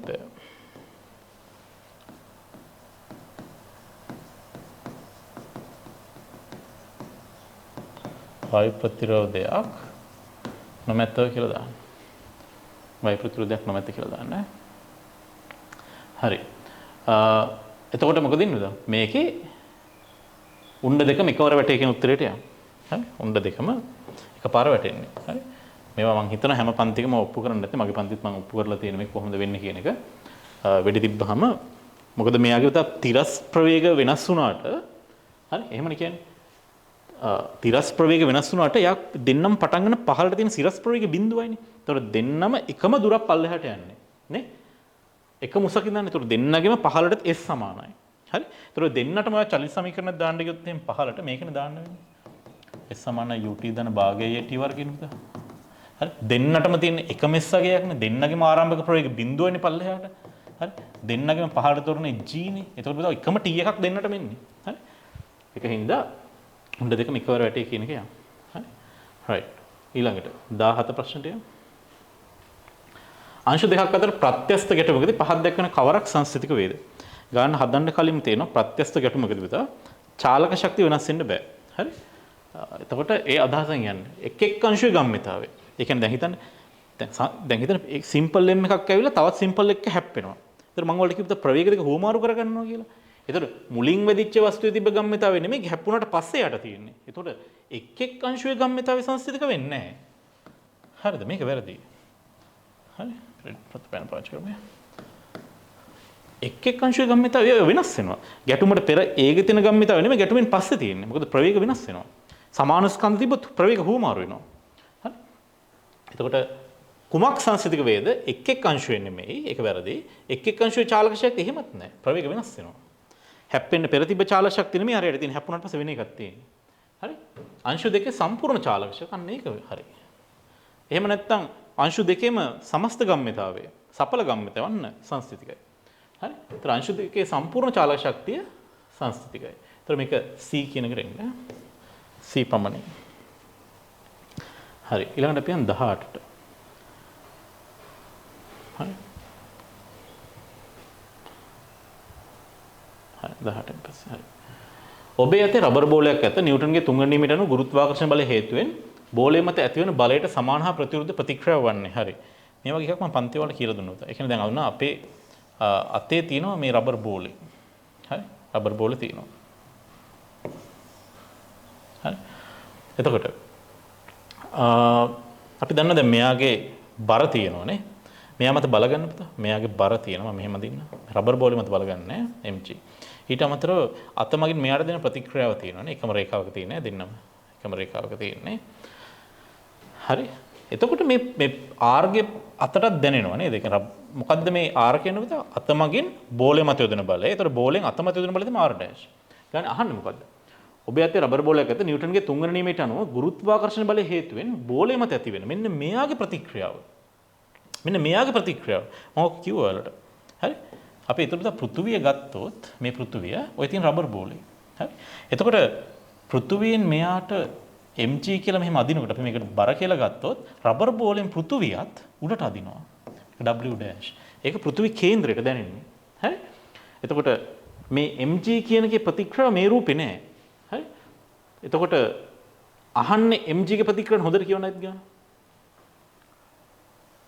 බෝලේ මත ඇති වෙන බලයට සමාන හා ප්‍රතිවිරුද්ධ ප්‍රතික්‍රියාව වන්නේ. හරි?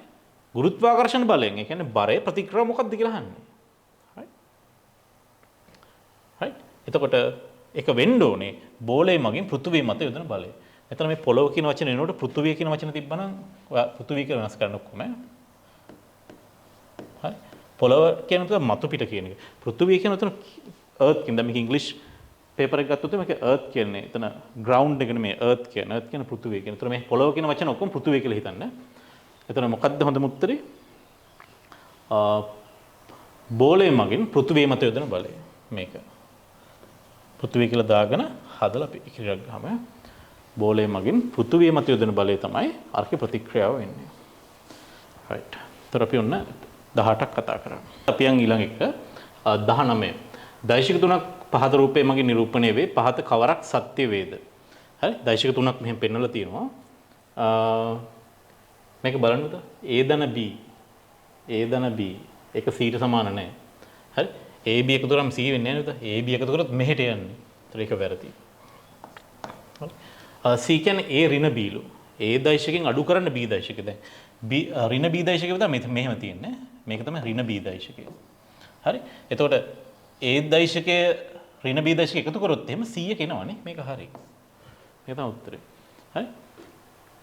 හරි? අයිත් බලන්න උදේ A දෛශිකෙන් B දෛශිකය අඩු කරන්න කියන්නේ එහෙම නැත්නම් A දෛශිකයට ඍණ B දෛශිකය එකතු කරන්න කියලා කියන්නේ. ඍණ B දෛශිකයි A එකතු කරොත් මෙහෙ ඉඳන් මෙහෙට තියෙන්න ඕන. හරි. B ඍණ A වැරදි. මොකද B ඍණ A කියන්නේ B දෛශිකයට A ඍණ A දෛශිකය එකතු කරන්න වෙන දෙන්නේ. ඍණ A කියන්නේ හිතර එක අනිත් පැත්තට එන්නේ. හරි. මේක A දෛශිකයේ වර්ගය ධන B දෛශිකයේ වර්ගය සමානයි C දෛශිකයේ වර්ගය. මෙන්න මෙතන මේක වැරදි. මෙතන අපි මෙහෙම එකක් හදාගමු. මෙතන C දෛශිකයේ විශාලත්වයේ වර්ගය.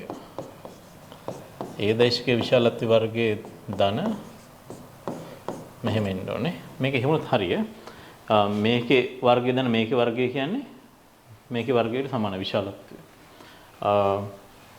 විශාලත්වය තිබ්බනම් හරි. හරි. දැන් අපි මෙතන හොඳ මුත්‍රයට යන 2 කියන එක. හරි.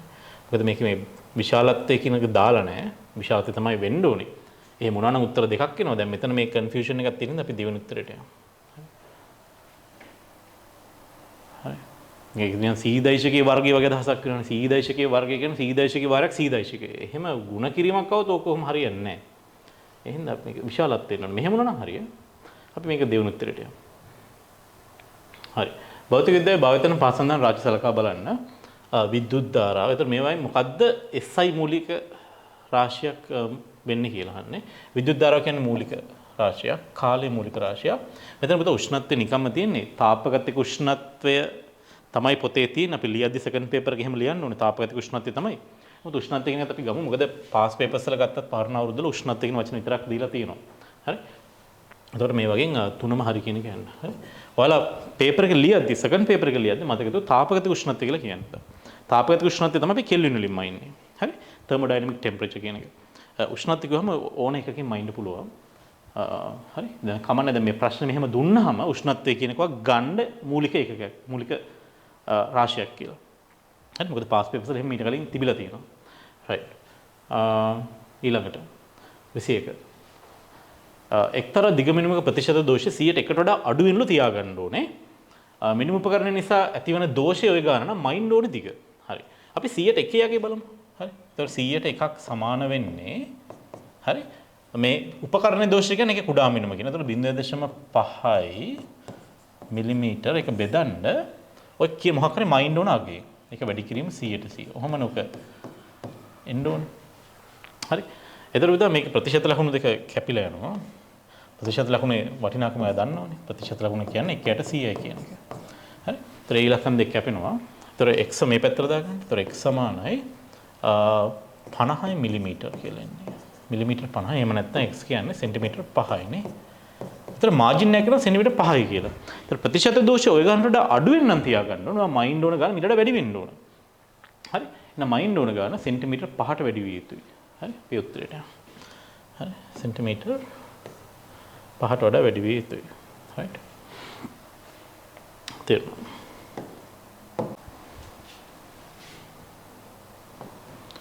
හරි. අපි ඊළඟට යන් 22 වෙනි ප්‍රශ්නෙට තිරස් මේසයක් මත වස්තුවක් තියලා දෙනවා. මේ වස්තුව ශුන්‍යයේ සිට ඒකාකාර වැඩි වෙන F තිරස් බලකින් අදිනකොට වස්තුව මත ක්‍රියා කරන ඝර්ෂණ බලය F1 කොහොමද වෙනස් වෙන්නේ කියලා අහන්නේ. හරි. මේක අපි පන්ති තියරි සාකච්ඡා කරා. ඒතර F වෙනස් වෙද්දී ඝර්ෂණ බලය පුතා දැන් මේ රූප දෙකෙන් එකක් තමයි වෙන්න ඕනේ. මේ දෙකෙන් එකක්. එකක් මතක් කරගන්න අපි අර මෙහෙම ගිහිල්ලා ඔහොම නෙමෙයි ගත්තේ. මේක ක්ෂණික ඩ්‍රොප් එකක් තිබ්බනේ. ඒ හින්දා අපි මේ උත්තරේට යන්නේ. මේක මෙහෙම කෙලින් ගිහලා අනික වක්‍රයක් තියෙන මේ ක්ෂණිකව ගිහලාම අඩු වෙන්න ඕන. හරි. මෙතන තියෙන ස්ථිතික ඝර්ෂණය, මෙතන ඉහා තියෙන ගතික ඝර්ෂණය. අපි අන්තිමට මේවා කතා කරා තීරවල. හරි. ඊළඟට පහත් දකින ප්‍රස්ථාර තුලින් දුර කාල ප්‍රස්ථාරකස පිළිගත නොහැක්කේ. දුර කාල ප්‍රස්ථාරවල දුර කාලයත් එක්ක අඩු වෙන්න බෑ. හරි. ඒතර දුර කාල ප්‍රස්ථාරකස පිළිගන්න බැරි මේක. හරි. ඒක කාලයත් එක්ක දුර අඩු වෙලා තියෙනවා. දුර කියන එක හැමතිස්සෙම එකතු වෙන්න ඕන එකක්. ඒක වැඩි වෙන්න බෑ. මේ ඕනම දෙයක් දුර කාල ප්‍රස්ථාරක පිළිගමු. දැන් මේ දෙන්න ගත්තොත් මෙයා කොහොමත් වෙන්න බෑ. දැන් හිතන්න කාලෙමයින පටන් ගද්දි වස්තුවක් යම් කිසි දුරක් ගිහිලා තිබ්බනම් එයා එතනම නැවතලා හිටියොත් ඒ දුරේම කියලා අපිට නිකන් හිතන්න පුළුවන් ඈ. ප්‍රශ්නයක් නෑ. يعني නමුත් මේකට සාපේක්ෂව මේක ගොඩක් වැරදි. හරි. එහෙනම් පහට යන්න අපි. මෙතනත් අර කාලෙමයින පටන් ගන්නකොට වස්තුවක යම් දුරක් කලින් ගියපු දුරක් තිබිලා තියෙනවා. ඊට පස්සේ ඒ දුරේම තිබිලා තියෙනවා. ඉතින් එහෙම අදහසකින් තමයි මේක වෙන්නේ. ගොඩක් වෙලාවට මේ වගේ ප්‍රස්තරණ විස්ථාපනත් එක්ක. හරි. right. කමක් නෑ අපි අර උත්තරේට යමු. හරි. ඊළඟ එක. ස්කන්ධ M1 අංශක ප්‍රවේග කාල ප්‍රස්ථාර රූපය දැක්වේ. මේක අහන්න අන්තිම මොනවද සත්‍ය වහන්නේ නේ. හරි. ප්‍රවේග කාල ප්‍රස්ථාරය හොඳට බලන්නද? මේකවා පරිස්සමෙන් බැලුවොත් මට පේනවා මේකේ නිශ්චලතාවයෙන් පටන් ගන්න තියෙන මෙතන අගයත් ඇත්තට මේ v බිඳුවට එනකන් යනවා. මෙතන අගයත් ඍණ v බිඳුවට එනකන් යනවා නේ. එහෙම වුණොත් මේ වර්ගඵල දෙක සමානයි. හරි. මේ කාලත් මෙතන t බිඳුව මෙතන 2යි t බිඳුවනේ. හරි. ඒතර වර්ගඵල දෙකම සමානයි. ඒ කියන්නේ ඒක පටන් ගත්ත තැනට මාපුව ඇවිල්ලා තියෙනවා. හරි. හරි. ඒ කියන්නේ මෙයා ඉස්සරහට ඉදිරියට ගියපු වර්ගඵලයේ ඒ කියන්නේ දුරම තමයි ආපස්සට ඇවිල්ලා තියෙන්නේ. ඒතර හිටපු තැනටම එන්න ඕනේ. හරි. හරි බලන්න. චලිත අවසානයේදී අංශු ආරම්භක පිරීමට නොපැමිණේ කිව්වොත් වැරදි. ඒක පැමිණලා තියෙන්නේ. චලිත තුල අංශයේ ත්වරණය වෙනස් නොවේ. අන්න ඒක පොඩ්ඩක් අපි පොඩ්ඩක් තියමු කොහොම. t සමාන බිඳුවේදී අංශු මත ක්‍රියා කරන ආවේගය ශුන්‍ය වේ. හරි. අපි මෙහෙමනේ දැන්. අපි ආවේග කතන්දර ගත්තොත් එහෙම දැන් මේ මෙතන බලන්න මේ t සමාන බිඳුව කියන්නේ මේ මෙතන ඔය t සමාන බිඳුවක අදහස් කරන්නේ මෙතන. හරි. අපි මේකේ ත්වරණ එක බැලුවොත් ත්වරණ කාල ප්‍රස්ථාරය බැලුවොත් අපි බලමු ත්වරණ කාල ප්‍රස්ථාරය කොහොමද එන්නේ කියලා. මේක ත්වරණ කාල ප්‍රස්ථාරය.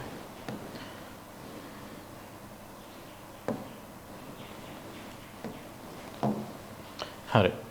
මේක උදේ පැහැදිලිවම මෙතන මේ ධන අනුක්‍රමණයක් තියෙනවා. ඒතර මේ ටිකේ ත්වරණය ධනයි. ඒක ප්‍රශ්නයක් නෑ. ඊට පස්සේ මෙතනින් මෙහාට ආයෙත් ධන අනුක්‍රමණයක් තියෙනවා. අර අනුක්‍රමණය තමයි තියෙන්නේ. එතනින් එහාටත් හරි ප්‍රශ්නයක් නෑ. පොඩි ගැටලුවක් තියෙනවා. මෙන්න මේ කියන මොමන්ට් එකේදී මේ බලන්න. මේ t බිඳුව කියන වෙලාවේදී අවසාන ප්‍රවේගය ඍණයි ආරම්භක ප්‍රවේගය ධනයි. ඒවා නිකන් ත්වරණය හොයන්න බලන්න. ඒතර ත්වරණය සමාන වෙන්නේ අවසාන ප්‍රවේගය ඍණ v බිඳුව එන් අඩු කරන ආරම්භක ප්‍රවේගය v බිඳුව බෙදීම කාලය. කාලය කියන්නේ ගොඩක් චූටි අගයක්. හිතන 0.00 පොඩි ක්ෂණික වෙලා තියෙනවද? ක්ෂණික වෙලා තියෙනවද? හරි? ක්ෂණිකව ප්‍රවේග වෙනසක් වෙලා තියෙනවා. ඒතර කොහොම හරි ඉන්නේ මෙතන ඍණ 2යි v බිඳුව බෙදීම ඉතා කුඩා අගයක් එන්නේ නේ. හරි? මේක පුතා එහෙම වුණොත් මේක ඍණ අනන්තයට යනවා. ඒ කියන්නේ ඉතා විශාල ඍණ අගයක් එන්න උතන. හරි? ඔයා චූටි ගානකින් බෙදුවොත් බිඳුවෙන් බෙදෙන වගේ දෙයක් නෙමෙයි. චූටි ගානකින් ඔයා බෙදුවොත් සංඛ්‍යාවක් වට ලොකු උත්තරයක් එන්නේ. හරි. නිකන් බලන්න මේ. එක බෙදන්න 0.00 එකෙන් ඔහොම හිතන්නද? එතන කීයද ඉන්නද? හරි උඩයට දෙකම වැඩි කරන්න 10 10 1 2 3 4. ඒතර 10 10 කියලා නෙමෙයි මේක. හරි කොහමරි පොඩි සංඛ්‍යාවකින් ඔය බෙදන්න ගියොත් ලොකු උත්තරෙන්නේ. එහෙනම් මෙතන තොරණ ඒවා හරිම උත්තරේ ගත්තොත්. හරිම උත්තරේ. හරි තොරණ ප්‍රස්තාරන්ද මෙහෙම ගියපු එක හරි. මෙහෙම ගිහිල්ලා මේක ශනිකව පල්ලෙහාට යන්න ඕනේ මෙහෙම රිනට. රින අනන්තයට ගිහිල්ලා ඔහොම ශනිකව ආයෙ එන්න ඕනේ. මේක තමයි මේකේ හොඳම උත්තරේ. හරි කෙනෙකුට අහුවොත් එම MCQ උත්තර කීපයක් දීලා මොකද්ද හොඳම තොරණේ කියලා අර කෙලින් මෙහෙම තියෙන තොරණේට වඩා මේ තොරණේ තමයි හරි. හරි? මොකද මේ එක ක්ෂණිකව රිනට ගිහිල්ලා ඇවිල්ලා තියෙනවා මේක. රින අනන්තෙට ගිහිල්ලා. හරි? රයිට්. එතකොට මේකේ අපි පොඩ්ඩක් D කියන එක තියමු. හරි? වෙනස් නොවේ කිව්වට එක මොමන්ට් එක වෙනස් වෙනවා අපි බලමු. හොඳම උත්තරෙන් අපි ගන්න ඕනේ. රයිට්. T සමාන T බින්දුව ආවේගය. ඒතකොට ආවේගය කියන්නේ මොකද්ද? ආවේගය කියන්නේ I. ආවේගය සමාන වෙනවා. ඔයාලට මතක ඇති mv ඍණ mu. හරි ft කියන ආවේගය කියන්නේ mv ඍණ mu. අවසාන ගම්මිතාවය අඩු කිරීම ආරම්භක ගම්මිතාවය. හරි. එතකොට මේ බලන්න මේ හැප්පෙනකොට මේ වගේ දෙයක් උතන වෙලා තියෙනනේ. අපි නිකන් බලන්න මෙන්න මෙහෙම සිද්ධියක් ඔක වෙලා තියෙනවා. හරි. ඔයා හිතන්න වස්තුවක් මෙහෙම ගිහිල්ලා මෙහෙම බිත්තියක වැදිලා තියෙනවා. හරි. v බිඳුවනේ තිබ්බ ප්‍රවේගය. හරි. ඔව්. ගිහිල්ලා ඊට පස්සේ ආපස්සට මේ පැත්තට හැරලා තියෙනවා. හරි. එතකොට මේ බිත්තියට මෙහෙට බලයක් එන්න මේකට මෙහෙම බලයක්. හරි. එතකොට මේ වෙලාවේ ඔයා මේකේ ආවේගය ගන්න ගියොත් එහෙම. හරි. ආවේගය ඉම්පල්ස් අපි මේ පැත්තට දාමු mv ඍණ mu වස්තුවට දාමු. වස්තුවට අපි ඔය පැත්තට ආවේගය හොයන්න ගියොත් mv ඍණ mu හොයන්න ගියොත් මේ බලන්න. නෑ වස්තුවට අපි අනිත් පැත්තට දාමු. මොකද ඔක දැන් අපිට ෂුවර් නේ වස්තුවට ආවේගය එන්නේ මේ පැත්තට නේද? නිකන් ඍණ උත්තරයක් දාන්න ඕනේ නෑ. අපි වස්තුවට දාමු. මොකද වස්තුවට බලය දැනෙන්නේ මේ පැත්තට. එහෙනම් වස්තුවට ආවේගය දැනෙන්නත් ඕන ওই පැත්තට. බලය වාරයක් තියෙන. ඒතර මේ පැත්තට දාමු. ft සමාන mv ඍණ mu. හරි මේ ft ගුණිතර තමයි ආවේගය කියන්නේ. හරි. ඒතර ආවේගය සමානයි මේක ස්කන්ධය m කියලා ගන්න. ඒතර mv බිඳුව අඩු කිරීම m වාරයක් ආරම්භක ප්‍රවේගය. අපි සමීකරණ දාන්න මෙහෙට ආරම්භ ප්‍රවේගය තියෙන්නේ මේ පැත්තට. ඒතර ඍණ v බිඳුව දාන්න ඕන. හරි මේවා මම හිතනවා ඔයාලා ක්ලාස් වල කරන්න නැති කියලා. අපි පන්ති කරා මේ වගේ ඒවා. හරි. එතකොට මෙහෙට තියෙනවා ගම්මිතාවයක්. ඒක තමයි mv කියන්නේ. අපි චලිත සමීකරණ දාන්නේ ආවේග සමීකරණ දාන්නේ මේ දිශාවට. එහෙනම් අපි අවසාන ප්‍රවේගය ධනයි කියලා ගන්නවා. මෙයා තමයි අවසාන ප්‍රවේගය. මෙයා තමයි ආරම්භක ප්‍රවේගය. තේරුණාද? හරි. එතකොට ඍණ ලකුණු කොහොමද තියෙන සමීකරණ? ඒක ඍණ ලකුණු කොහොමද ලියන්න ඕනේ? m වාරයක් u තියෙන්නේ ආරම්භ ප්‍රවේගය තියෙන මේ පැත්තට අපි සමීකරණ දාන්න මෙහෙට. එතකොට මේක සුළු කරොත් වට එන්නේ mv බිඳුව ධන mv බිඳුව. එහෙම නැත්නම් 2 mv බිඳුව කියලා. එතකොට ආවේගය ශුන්‍ය වෙන්නේ නැහැ. ආවේගය ශුන්‍ය වෙන්නේ නැහැ. ආවේගයට අගයක් එනවා. හරි? එතකොට ඒ කියන ප්‍රකාශය වැරදි. ආවේගයට අගයක් එනවා. හරි? ඒතර ආවේග මේක වැරදි. එතකොට A C දෙකම වැරදි. ඒතර සත්‍ය වෙන්නේ නැහනේ. එතකොට මේක වැරදි. මේක වැරදි. මේක වැරදි. මේක වැරදි. ඒතර මේක දෙක විතරයි ගන්න තියෙන්නේ. B පමණක් සත්‍ය වේ කියලා. හරි මේ වෙලාවේ එතකොට චලිතය තුළ අංශයේ ත්වරණය වෙනස් නොවේ කියලා ගන්න වෙනවා. නමුත් ඉතින් ත්වරණයත් මේ සාමාන්‍ය විභාගයට ඔයාලා මෙච්චරම අමාරු කරවන්නේ නැහැ. නමුත් මේක දැනගන්න හරිම උත්තරේ මොකද්ද කියලා. එක මොමන්ට් එකකට වෙනස් වෙනවා. එක මොහොතකට වෙනස් වෙනවා. හරි? එහෙනම් අපි දැනට මේක අවුලක් නැහැ කියලා ගමු. හරි?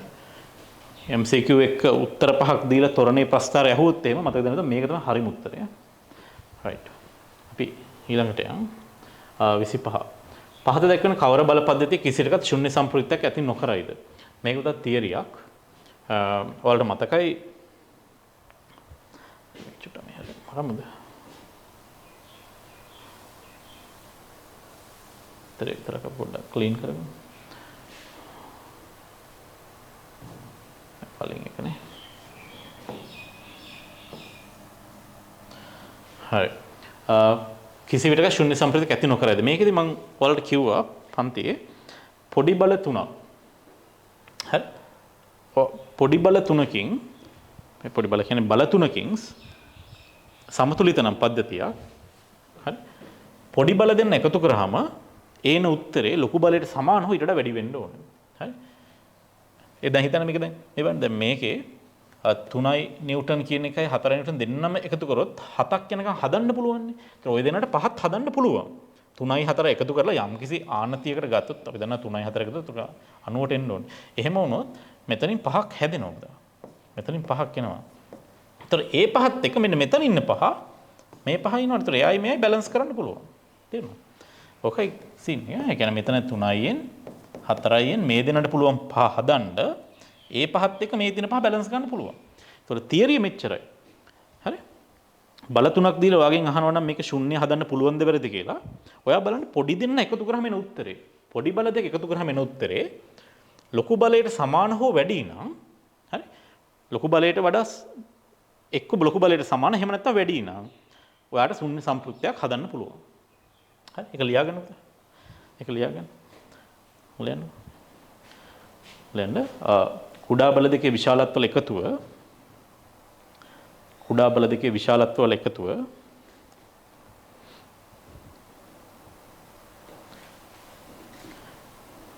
කුඩා බල දෙකේ විශාලත්වවල එකතුව විශාල බලයේ එහෙම නැත්නම් වැඩි බලයේ විශාලත්වයට සමාන හෝ ඊට වැඩි නම් විශාලත්වයට සමාන හෝ ඊට වැඩි නම්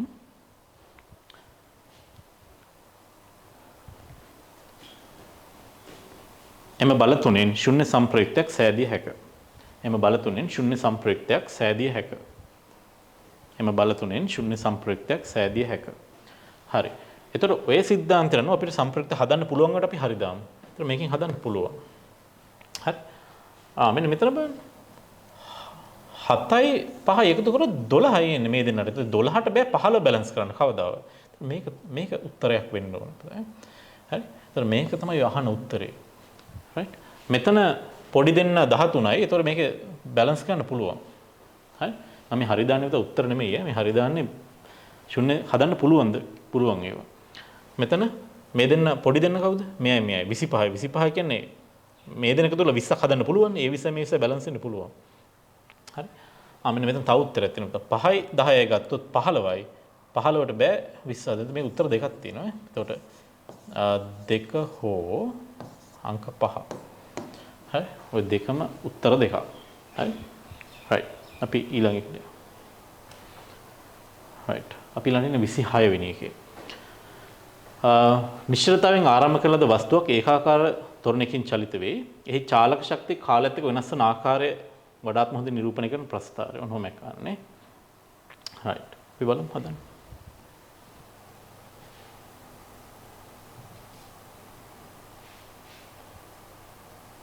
පස්සට අංක ටිකක් දාගමු.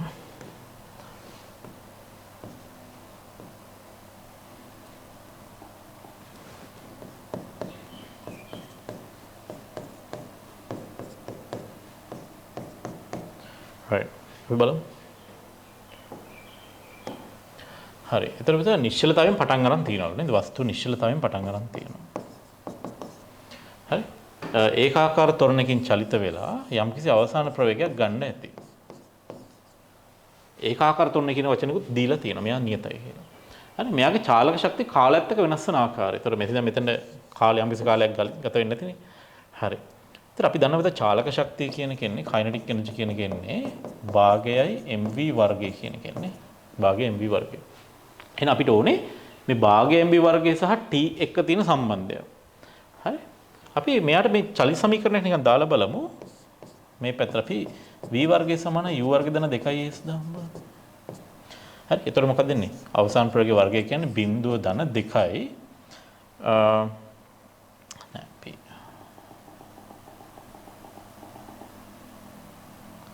අපි මෙයාට දාමු කාලය නැති සමීකරණය. හරි. අපි මෙයාට දාමු විස්ථාපන නැති සමීකරණය. හරි. අපි මෙයාට දාමු විස්ථාපන නැති සමීකරණය. එතකොට අපිට එනවා මෙන්න මෙහෙම එකක් නේ. මේ පැත්තට දාන්න පුළුවන්. v සමාන u ධන at. එතකොට v කියන්නේ බිංදුව ධන at. හරිද? එතකොට v සමාන at කියලා එනවා. හරි. එහෙනම් අපි අර චාලක ශක්ති සමීකරණේ v තියෙන තැනට අපි දාමු at කියලා. හරි. තමයි මෙතනින් ගන්න යන්නේ. හරි ඔතනින් ගමු. එතකොට අපිට එනවා චාලක ශක්තිය සමානයි භාගයයි m at වර්ගය. එතකොට චාලක ශක්තිය කියලා කියන්නේ භාගය m a වර්ගය t වර්ගය කියලා. මේ බලන්න මේ කොටසම නියතයිනේ. භාගයත් නියතයි, එමුත් නියතයි, නියත ත්වරණයක්නේ. ඒත් නියතයි. ඒතර ඒ වර්ගයත් නියතයි. මේක කිසියම් නියතයක් වාරයක් t වර්ගය. එතකොට මේක ප්‍රස්ථාර බලන්න ප්‍රස්ථාර වල x කියලා අරන් තියෙන්නේ t y වෙනකොට මේක අරන් තියෙන්නේ. එහෙනම් මම ආයෙත් මේ සමීකරණය ලියන්නේ. අපිට ආවේ චාලක ශක්තිය සමානයි භාගයයි m a වර්ගය t වර්ගය කියලා ආවේ. හරි? a වර්ගය t වර්ගය. ඒතර මම කිව්වා මේ කොටසම නියතයි කියලා. මේ කොටසම නියතයක් වගේ. ඒතර දාන්න පුළුවන් මේ චාලක ශක්තිය කියන්නේ නිකන් y වගේ. මෙයා නිකන් x වල වර්ගය වගේනේ. කිසියම් නියතයක් නේ. මොකක් කරපි c කියලා දාමු. මේ කොටසම c කියලා ගමු. ඒතර y සමාන නියතයක් වරක් x වර්ගය කියලා එන්නේ. බලන්න කොහොමද ප්‍රස්ථාර එන්නේ කියලා. හරි? y සමානයි නිකන් x වර්ගය වගේ ප්‍රස්ථාර එන විදිහ බලන්න. ඒක තමයි හැදෙන්නේ. y සමාන x වර්ගය වගේනේ. මොකක්ද දෙන්නේ? මේ ප්‍රස්ථාර ටිකෙන් මෙන්න මේකනේ. මේක තමයි හැඩේ තියෙන්නේ. හරි? දැක්කද හදපිරිය. ඒතර අපි කොහොමද කරේ? චාලක ශක්තිය කියන්නේ භාගය m v වර්ගය. ඊට පස්සේ අවසාන ප්‍රයෝගයට අපි සමීකරණයක් ගත්තා. මොකද ආරම්භක ප්‍රයෝගයේ බිඳුව හින්දා v සමාන at කියලා ආවා. ඒක මේකට දැම්මා. හරි? එතකොට ඔයාලට ආව මේ සමීකරණේ චාලක ශක්තිය කියන්නේ භාගයයි m a වර්ගය t වර්ගය කියලා. එමුත් නියතයි, නියත ත්වරණයක් හින්දා ඒත් නියතයි. මොකද ඒකාකාර ත්වරණයකින් ගාන කියලා තියෙනවනේ. හරි? එතකොට මේ කොටසම නියත හින්දා මේක y සමාන නියතයක් වරක් x වර්ගය වගේ ප්‍රස්ථාරයක් එන්නේ. හරි? එතකොට දෙක තමයි අපිට ගන්න වෙන්නේ. හරි, දරුවනේ අපි ඊළඟට 27 වෙනි එකට යමු. මේකේ එක ප්‍රකාශනයක් වැදිලා තිබෙන මම ඒක ලිව්වා. ස්කන්ධ m වන අංශයක් u ප්‍රවේගයෙන් x අක්ෂය ඔස්සේ චලිත වේ. මේ නිශ්චලත ඇවිත් ස්කන්ධ දෙකයින් වන අංශයක් සමග ගැටේ. ගැටුමෙන් පස්සේ මුල් අංශුව නිශ්චලතාවට පත් වෙන අතර දෙවෙනි අංශුව සරල සම කෑලි දෙකකට කැඩෙනවලු. හරි? එතකොට x අක්ෂයත් එක්ක මේ සමාන කෝණ දෙකකින් ගිහිලා තියෙනවා θ කියලා. මෙම කොටස් දෙකේ ප්‍රවේග පිළිබඳ පහක් දක්වන ප්‍රකාශය කුමක් සත්‍ය වේද? හරි. මෙතන පුතා කැඩෙනකොට දැන් මෙහෙම සිද්ධියක් වෙන්න පුළුවන්. හිතන්න මෙයාගේ ඇතුළ නිකන් මෙයා නිකන් ස්ප්‍රින් එකකින් වගේ හිර වෙලා තිබිලා 2m කියන එක වැදුන ගමන් ස්ප්‍රින් එක රිලීස් වුණොත් එහෙම අර එයාගේ තිබ්බ අභ්‍යන්තර තිබ්බ විභව ශක්තියත් නිදහස් වෙනවා. දැන් අපි එහෙම එකක් නොහිතමු මෙතන එහෙමක් වෙන්නේ නැහැ කියලා. එහෙම වුණොත් මේක උත්තර ඕන එකක් වෙන්න පුළුවන්. හරි කියන්නේ ගොඩක් ඒවා වෙන්න පුළුවන්. ඒ කියන්නේ දැන් 2m කියන එක හිතන්නකෝ ස්ප්‍රින් එක හිර වෙලා ඉන්නේ කියලා මෙහෙම දෙන්න. අර ඇවිල්ලා වැදුන ගමන් ස්ප්‍රින් එක රිලීස් වුණොත් එහෙම ලොකු වේගවලින් විසිරෙන්න පුළුවන්. ඒතර පටන් ගත්ත පද්ධතිය තිබ්බේ නැති තරම් චාලක ශක්තියක් අවසානයේ තියෙන්න පුළුවන්. මොකද මෙයාගේ තිබ්බ විභව ශක්තිය හැරෙන්න පුළුවන්. දැන් අපි හිතමු එහෙමයක් නෙමෙයි මේ කියන්නේ කියලා. ඒතර ඔයා හිතන්න මුලින් ඒතර මෙයාගේ විතරයි චාලක ශක්තිය තියෙන එක පැහැදිලි නෑ ගානේ. මෙයාගේ විතරයි චාලක ශක්තිය තියෙන්නේ. ඒතර පද්ධතිය අවසාන චාලක ශක්තිය ඔක්කොම පයින්න බෑ. හරිනේ? ඒතර අපි මේ උපකල්පනය කරලා හොඳම උත්තරේ හොයමු. right.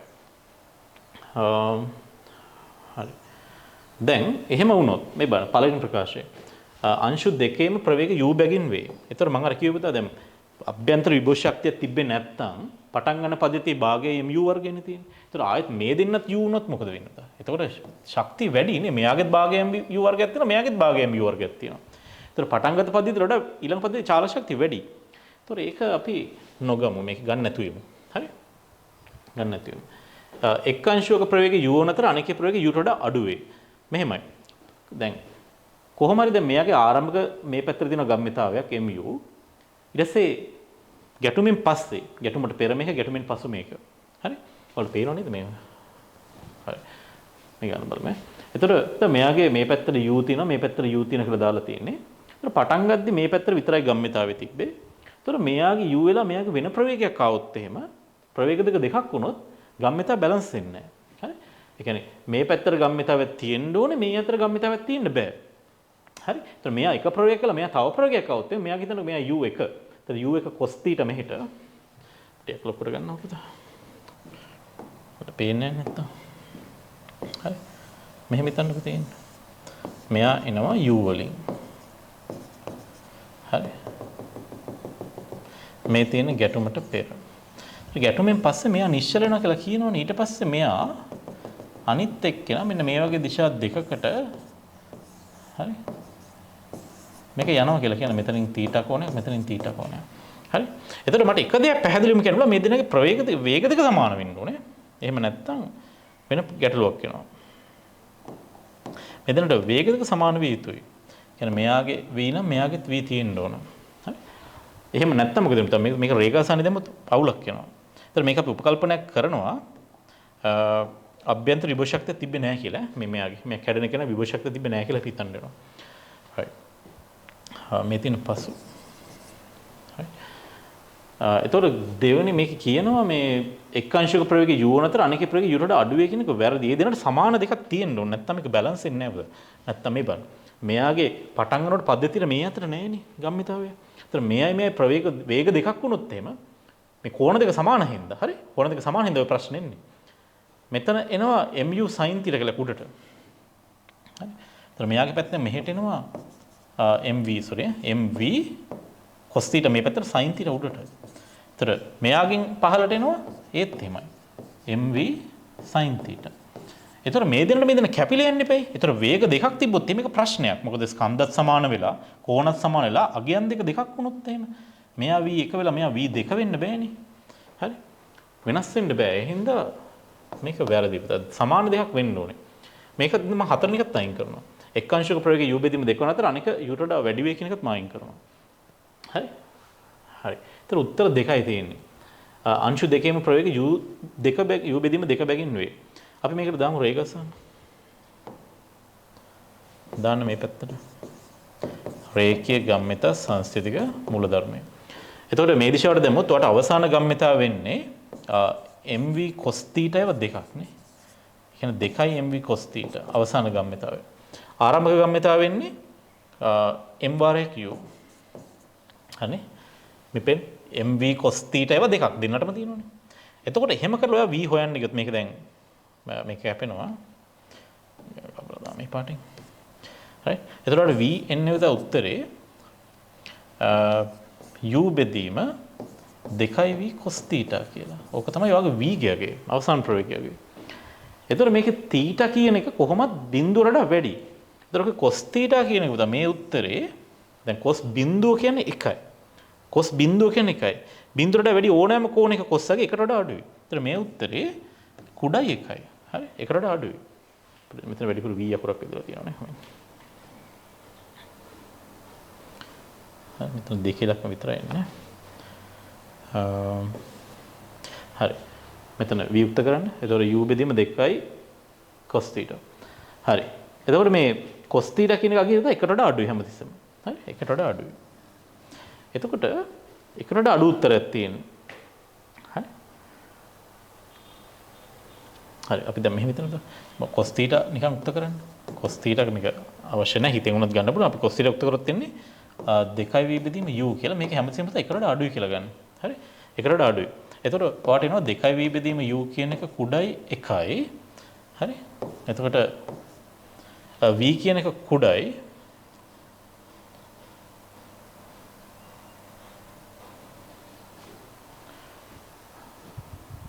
හරි කුඩයි. right. අපි මේකෙන් දැන් හරිනේ. අපි දැන් මේක දැන් cos θ උක්ත කරමු නිකමට. cos θ උක්ත කරමු. cos θ උක්ත කරොත් ඔයාට එන්නේ u බෙදීම 2v නේ. මේ පැත්තේ u මේ පැත්තේ 2v එනවා. cos θ මෙතනට ගන්න v මෙතනට ගේන්න. එතකොට මේ එන උත්තරේ එකට වඩා අඩු වෙන්න ඕනේ. එතකොට මෙන්න මෙතන ගැන ફોකස් කරන්න. එතකොට u කුඩයි 2v. එහෙම නැත්නම් v කියන එක විශාලයි u බෙදීම 2යි එනවා. හරි. හරි. එහෙනම් ඔබ බලන්න. වැදුනට පස්සේ මේක u බෙදීම 2කට වඩා වැඩි වෙන්න ඕනේ. ඒතකොට එහෙම උත්තරයක් මම දුන්නානේ. මේ එක් එක් අංශයේ ප්‍රවේගය u බෙදීම 2කට වඩා වැඩි විය යුතුයි. ඒකින්ද අපි u මේක අයින් කරලා මේක උත්තරේ විදිහට තෝරගමු. හරි. හරි. එහෙනම් අපි ඊළඟට යමු 28. පහත රූපයේ වස්තු හතරට අදාළ විස්ථාපන කාල ප්‍රස්ථාර හතරක් පෙන්වලා තියෙනවා. විස්ථාපන කාල ප්‍රස්ථාර හතරක්.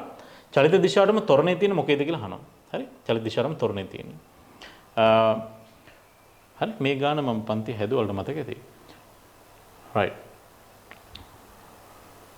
දැන් මෙහෙම හිතන්නකෝ දැන් මේ වගේ ගානක් ආවොත් අපි මෙයාලගේ ප්‍රවේග ගත්තොත් එහෙම. හරි දැන් ඔයාලට හරිනම් මේක ප්‍රවේගයෙන් සහ ත්වරණය දෙකම හිතන්න වෙනවා. right. දැන් මම බලනවා මෙහෙම ගන්නවා. right. මේ ගන්න පුළුවන්. හරි මම මෙයාලගේ අඳින්න උඹට තව ප්‍රස්ථාර දෙකක්. ප්‍රස්ථාර අඳින්න නැතුව මෙහෙම හිතෙන් ගන්නවා මෙහෙමයි. දැන් මේ a කියන එක ගත්තොත් එහෙම තමයි මෙයාගේ බලන්න මේක අනුක්‍රමණය එන්න මේ එන්න අනුක්‍රමණය අඩු වෙනවා. හරි. ඒ කියන්නේ යාට මුලින් ලොකු ප්‍රවේගයක් තිබිලා තියෙනවා. ධන ප්‍රවේගයක්. හරි. මෙයාට ධන ප්‍රවේගයක් තිබිලා තියෙනවා. මේ අනුක්‍රමණයේ ධනයිනේ. හැබැයි මේ ප්‍රවේගය එන්නේ අඩු වෙනවා. ප්‍රවේගය අඩු වෙනවා. ඒ කියන්නේ බ්‍රේක් ගහන ඉස්සරහට යන්නේ. ඒතර මේක ත්වරණේ ඍණයි. තේරුණා? ඔන්න ඔහොම එකක්. හරි.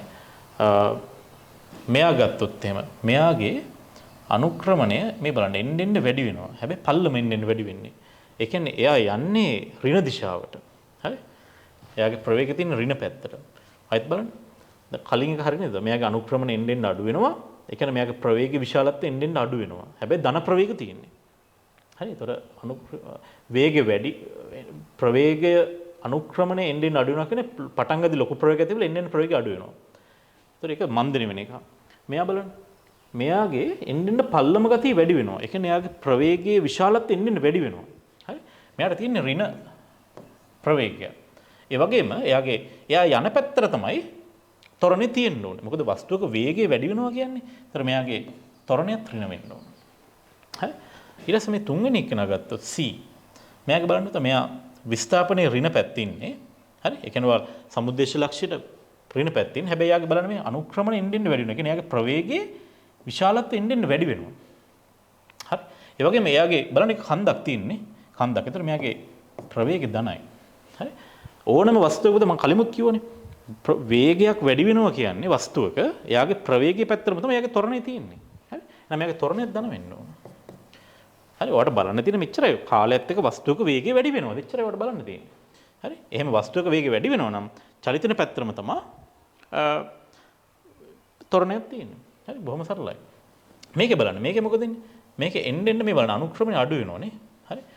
ඒ කියන්නේ එයාගේ මේ ලොකු ඍණ ප්‍රවේගයක් තිබිලා තියෙන නමුත් ඒ ප්‍රවේගය විශාලත්වයෙන් එන්න අඩු වෙනවා. ඒතර මෙයාගේ ප්‍රවේගය ඍණයි පුතා. මෙයාගේ ත්වරණය ධනයි කියලා ඉන්නේ. මෙයාගේ ත්වරණය ධනයි කියලා ඉන්නේ. ඒකට හේතුව මෙයාගේ ප්‍රවේගය දැන් ඍණ ප්‍රවේගය පැහැදිලිවම තියෙන පල්ලමක්ම තියෙන අනුක්‍රමණය ඍණයි. එතකොට මේ පැත්තට එන්නේ ඔයා. හරි? ඍණ දිශාවට යන්නේ. ඍණ දිශාවට වේගෙන් නෙමෙයි එන්න ස්ලෝ වෙන ගමයි යන්නේ. ඒ කියන්නේ ත්වරණය මේ පැත්තට තියෙන වෙන්න බෑ. ත්වරණය අනිත් පැත්තට තියෙන්න ඕනේ. වස්තුවේ ප්‍රවේගය ඍණ පැත්තට තියෙන්නේ. හැබැයි එන්න ස්ලෝ වෙනවා. ඒතකොට මේ පැත්තටම ත්වරණය තියෙන්න බෑ. එහෙනම් අනිත් පැත්තට තියෙන්න ඕනේ. හරි? ඒතකොට මේකේ පුතා ඇති දෙයක් නෑ. හරි? මෙච්චරයි ඔයාලට බලන්න තියෙන්නේ. වස්තුවේ වේගය වැඩි වුණාද අඩු වුණාද එච්චරයි. හරි? කාලයත් එක්ක වස්තුවේ වේගය වැඩි වුණා නම් අයත් මං කියන කාලයත් එක්ක වස්තුවේ වේගය වැඩි වෙලා නම් එයාගේ චලිත දිශාවයි ත්වරණයේ දිශාවයි එකම පැත්ත. හරිනේ? එච්චරයි බලන්න තියෙන්නේ. එහෙම නැත්නම් දෙපැත්තට තියෙන්නේ. එතකොට 28. හරි? එතකොට Bත් හරි Cත් හරි. අහන්නේ මොකද්ද? C චලිත දිශාවටම ත්වරණය පවතින්නේ. B වෙලාවෙත් වේගය වැඩි වෙලා තියෙනවා කාලයත් එක්ක. C වෙලාවෙත් කාලයත් එක්ක වේගය වැඩි වෙලා තියෙනවා. එතකොට B හා C පමණයි. මේකට එන්නේ. හරිනේ? හරි. ඊළඟ එකට යමු. 29. 29 අපි ඒක චුට්ටක් හොඳට සාකච්ඡා කරන්න ඕනේ. සිරස්ව ඉහළට විසිකරන ලද වස්තුවක් නැවත විසිකල පුද්ගලයා අතර පැමිණේ. පහත දැක්වෙන ප්‍රකාශ සලකා බලන්න. right. වාත ප්‍රතිරෝධය පැවතුන හොත්. ඒ එසේ නොමැති විට ළඟා වුණ උපරිමස ළඟා නොවේ. හරි. මෙහෙමයි. අපි දැන් පොඩ්ඩක් මේකේ මේ ගානට එන්න කලින් පොඩි දෙයක් අපි බලමු. වාත ප්‍රතිරෝධය තිබ්බොත් මොකද වෙන්නේ කියලා අපි බලලා එමු. හරි. වාත ප්‍රතිරෝධය ආපු අවස්ථාවක් මොකද්ද වෙන්නේ කියලා. right.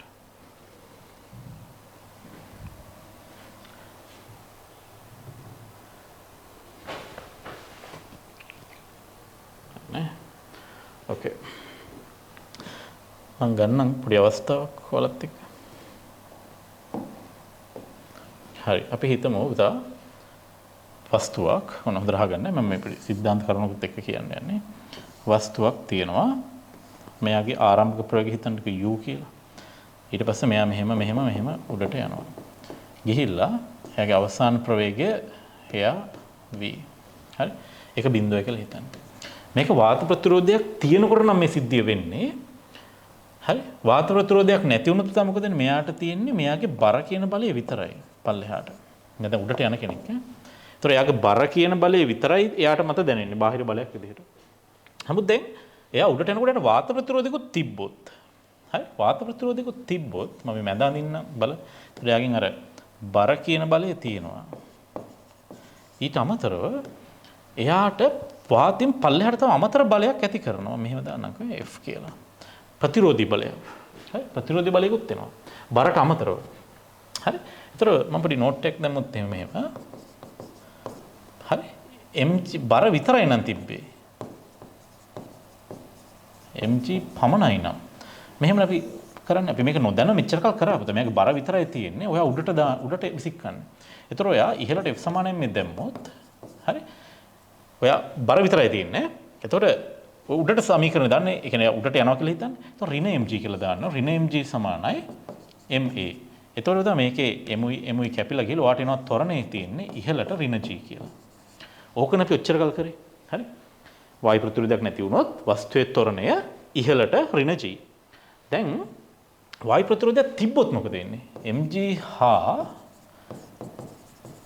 f ඇති විට වායු ප්‍රතිරෝධයක් තිබ්බොත් හරි. එතකොට දැන් වස්තුව මත ක්‍රියා කරනවා මේ mg සහ තව අර වායු ප්‍රතිරෝධය කියන බලයත් ක්‍රියා කරනවා. හැබැයි වස්තුව අපි උඩට විසිකන්නේ. හරි. වස්තුව චලිතන පැත්තට විරුද්ධ පැත්තටයි වාත ප්‍රතිරෝධය එන්න ඕනේ. හරි. ප්‍රතිරෝධය කියන්නේ ඒක නේද? චලිතේ බාධාවක් කියන එකනේ. හරි. දැන් ඔයා මෙහෙම තියාගෙන f සමානෙන් මේ දාන්න. එතකොට මොකද වෙන්නේ? එතකොට ඔයාලට එන්නේ ඍණ mg ඍණ f සමානයි ma. මම a dash කියලා ගන්නවා. ඊළඟ පාර තොරණය. එතකොට ඔයා මේක m ගෙන් බෙදන්නද? m ගෙන් දෙපැත්තෙන් බෙදන්න. එතකොට ඍණ g ඍණ f බෙදීම m කියන්නේ a dash.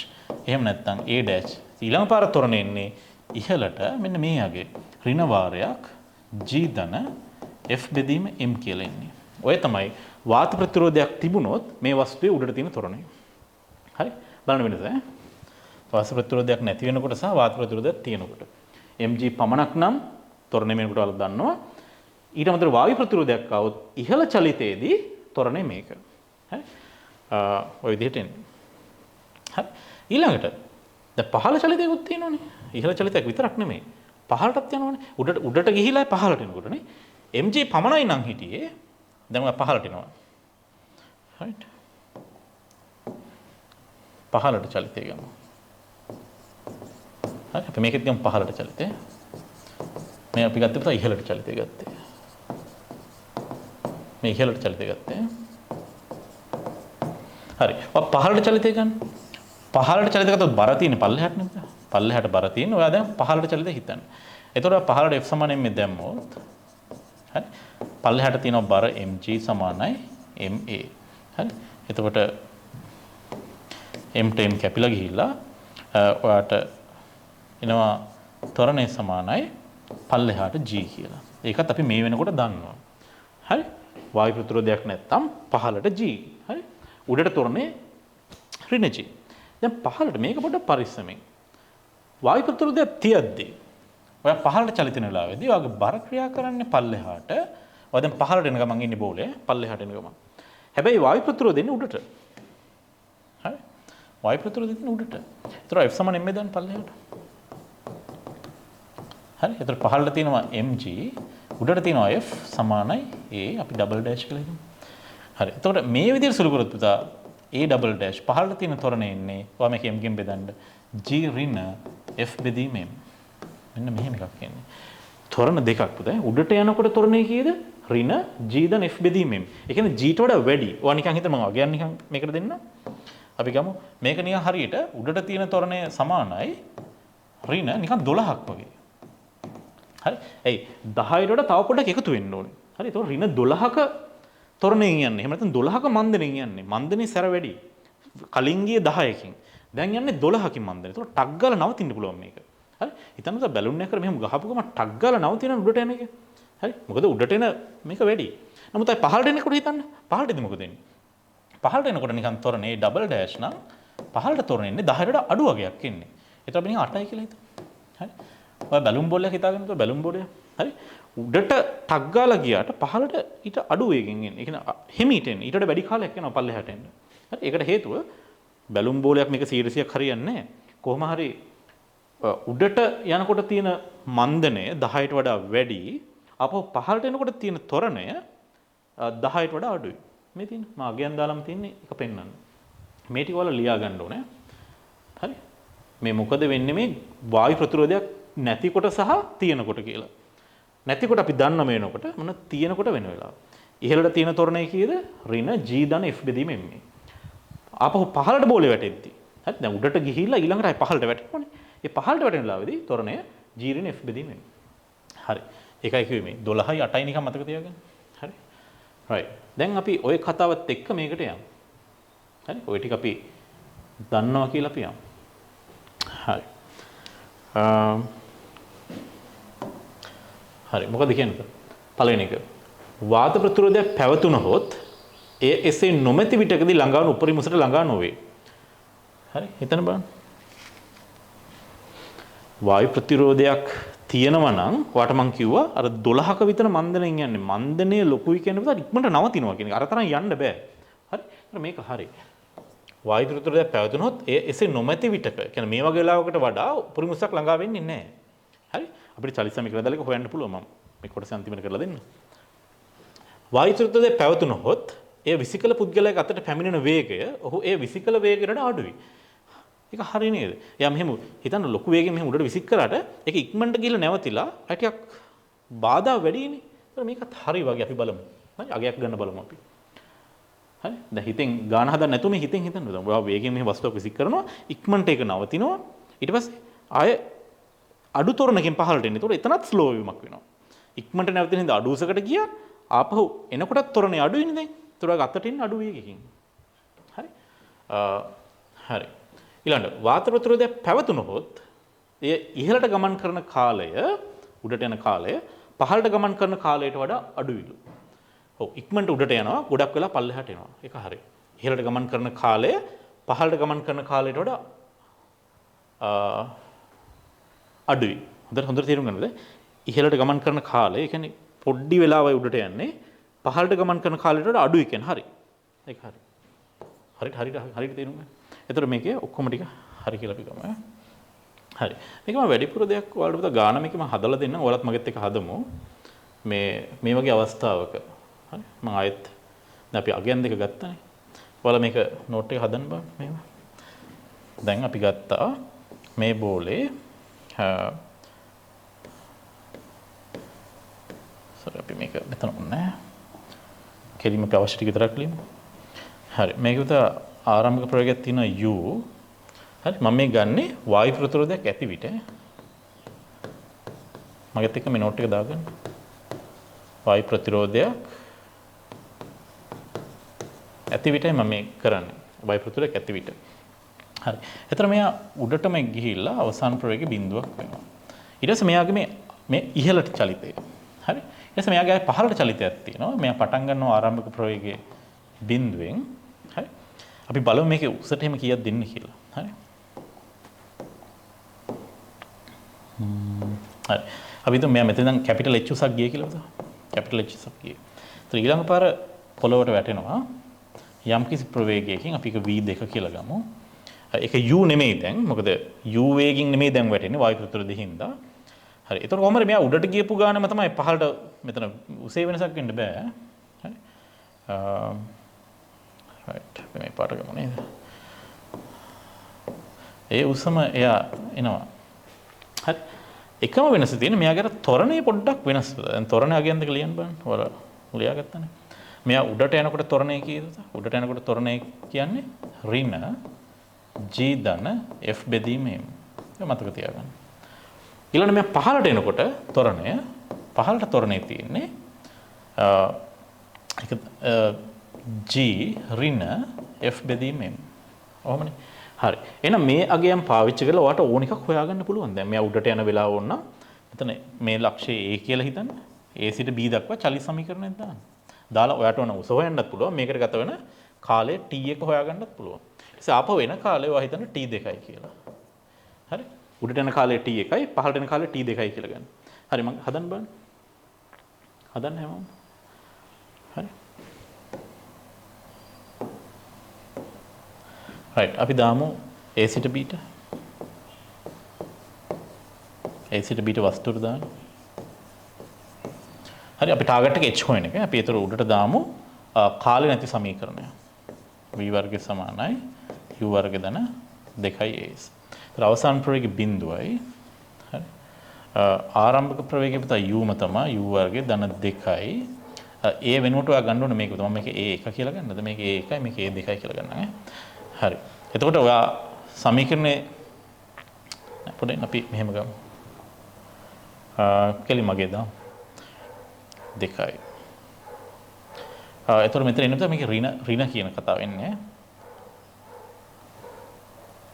හරි. එතකොට එන්නේ මේකේ එතන තව වරහණක් එනවනේ. ඍණ g ධන f බෙදීම m. හරි. මෙතන. ඔක තමයි තොරණය. අපි උඩට දාන සමීකරණ උඩට තියනාගේ මේ ඍණ මෙන්න මේ අගය. ඕකේ ඉන්නේ. වාරයක් s කියන්නේ capital H.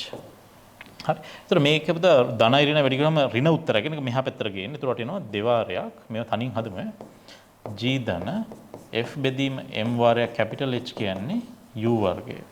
එකෙන් ඔයාලට capital H ගන්න පුළුවන්. capital H සමානයි u වර්ගය බෙදීම දෙවාරයක් g ධන f බෙදීම m. හරි. ඔය තමයි මෙයා යන උපරිම උස. හරි. හරි. ඒක ඒ උසම ඊළඟ පාර පල්ලෙහාට එන්නේ. හරි. ඔයාලට මේකේ කාලය හොයන්න ඕන නම් පළවෙනි කේස් එකේදී මේ ඉහළට අපි ගත්තේ. මේ ඉහළට අවස්ථාවලන් තියෙනවා. හරි. A සිට B ට කියලා නරන් තියෙන අපි. හරි. මේකේ කාලය ඕන කාලයත් හොයාගන්න. හරි. කාලය වලට දාන්න පුළුවන්. සමීකරණ දාන්න. ඉහළට v සමානයි u ධන at. v කියන්නේ බිඳුවයි. u අර කතාවමයි. ඍණ g තර f බෙදීම m මෙහෙම දාන්නකෝ. වාරයක් t. ඒතර මේක ඇල මෙහාට එනවා. ඒතකොට එනවා g ධන f බෙදීම m වාරයක් t කියන්නේ u. ඒතරට උඩට යන කාලය විතර t1 කියලා අපි ගත්තනේ. t1 කියන්නේ u බෙදීම g ධන f බෙදීම m. හරි. ඔන්න අපි කාලයත් හෙව්වා. හරි. ඊළඟට ඒ වල තනින් පුළුවන්. ඊට පස්සේ පල්ලෙහාට එන එක බලන්න. පල්ලෙහාට එනකොටත් ඔයාට ඕන කාලේ t2 හොයන්න පුළුවන්. මම අපි දැන් ගමු b සිට a දක්වා චලිතය. මෙතන b මෙතන a. හරි. ඔයාලා ලියන්න b සිට a දක්වා චලිතය.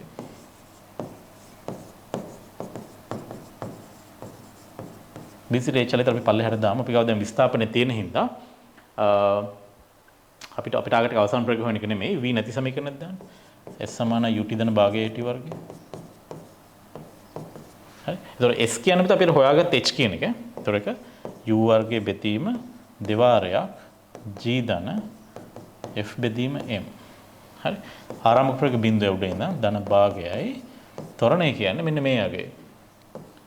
g ඍණ f බෙදීම m t2 වර්ගය. හරි.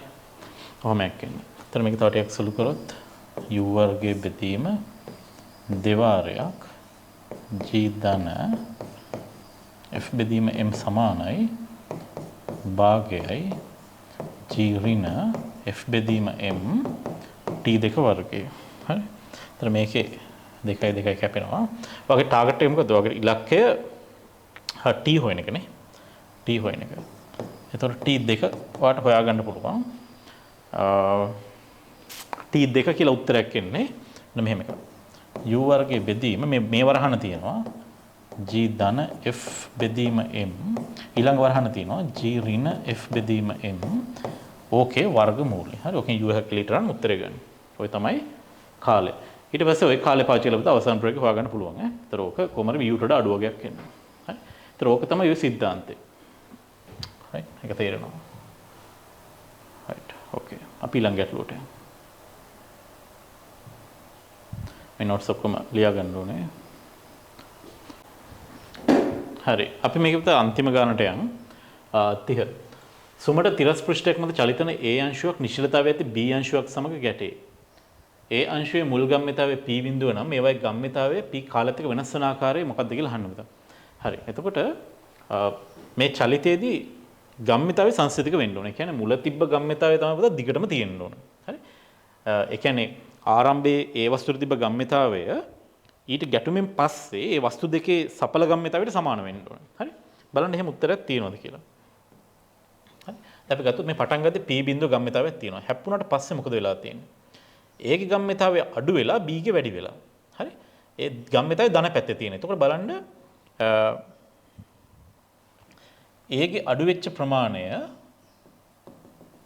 B ගේ වැඩි වෙච්ච ප්‍රමාණයට සමානද කියලා. හරි. ඒතර A ගේ වැඩි වෙලා තියෙන මෙච්චර ප්‍රමාණයක්. බලන්න රූල තියලා. ඒගේ අඩු වෙලා තියෙන ඔච්චර ප්‍රමාණයක්. හරි. ඒ ප්‍රමාණයම B ගේ වැඩි වෙලා නම් හරි. හරි. ධන නිරතයි කියන්නේ දෙන්නම එකම පැත්තට යන්නේ.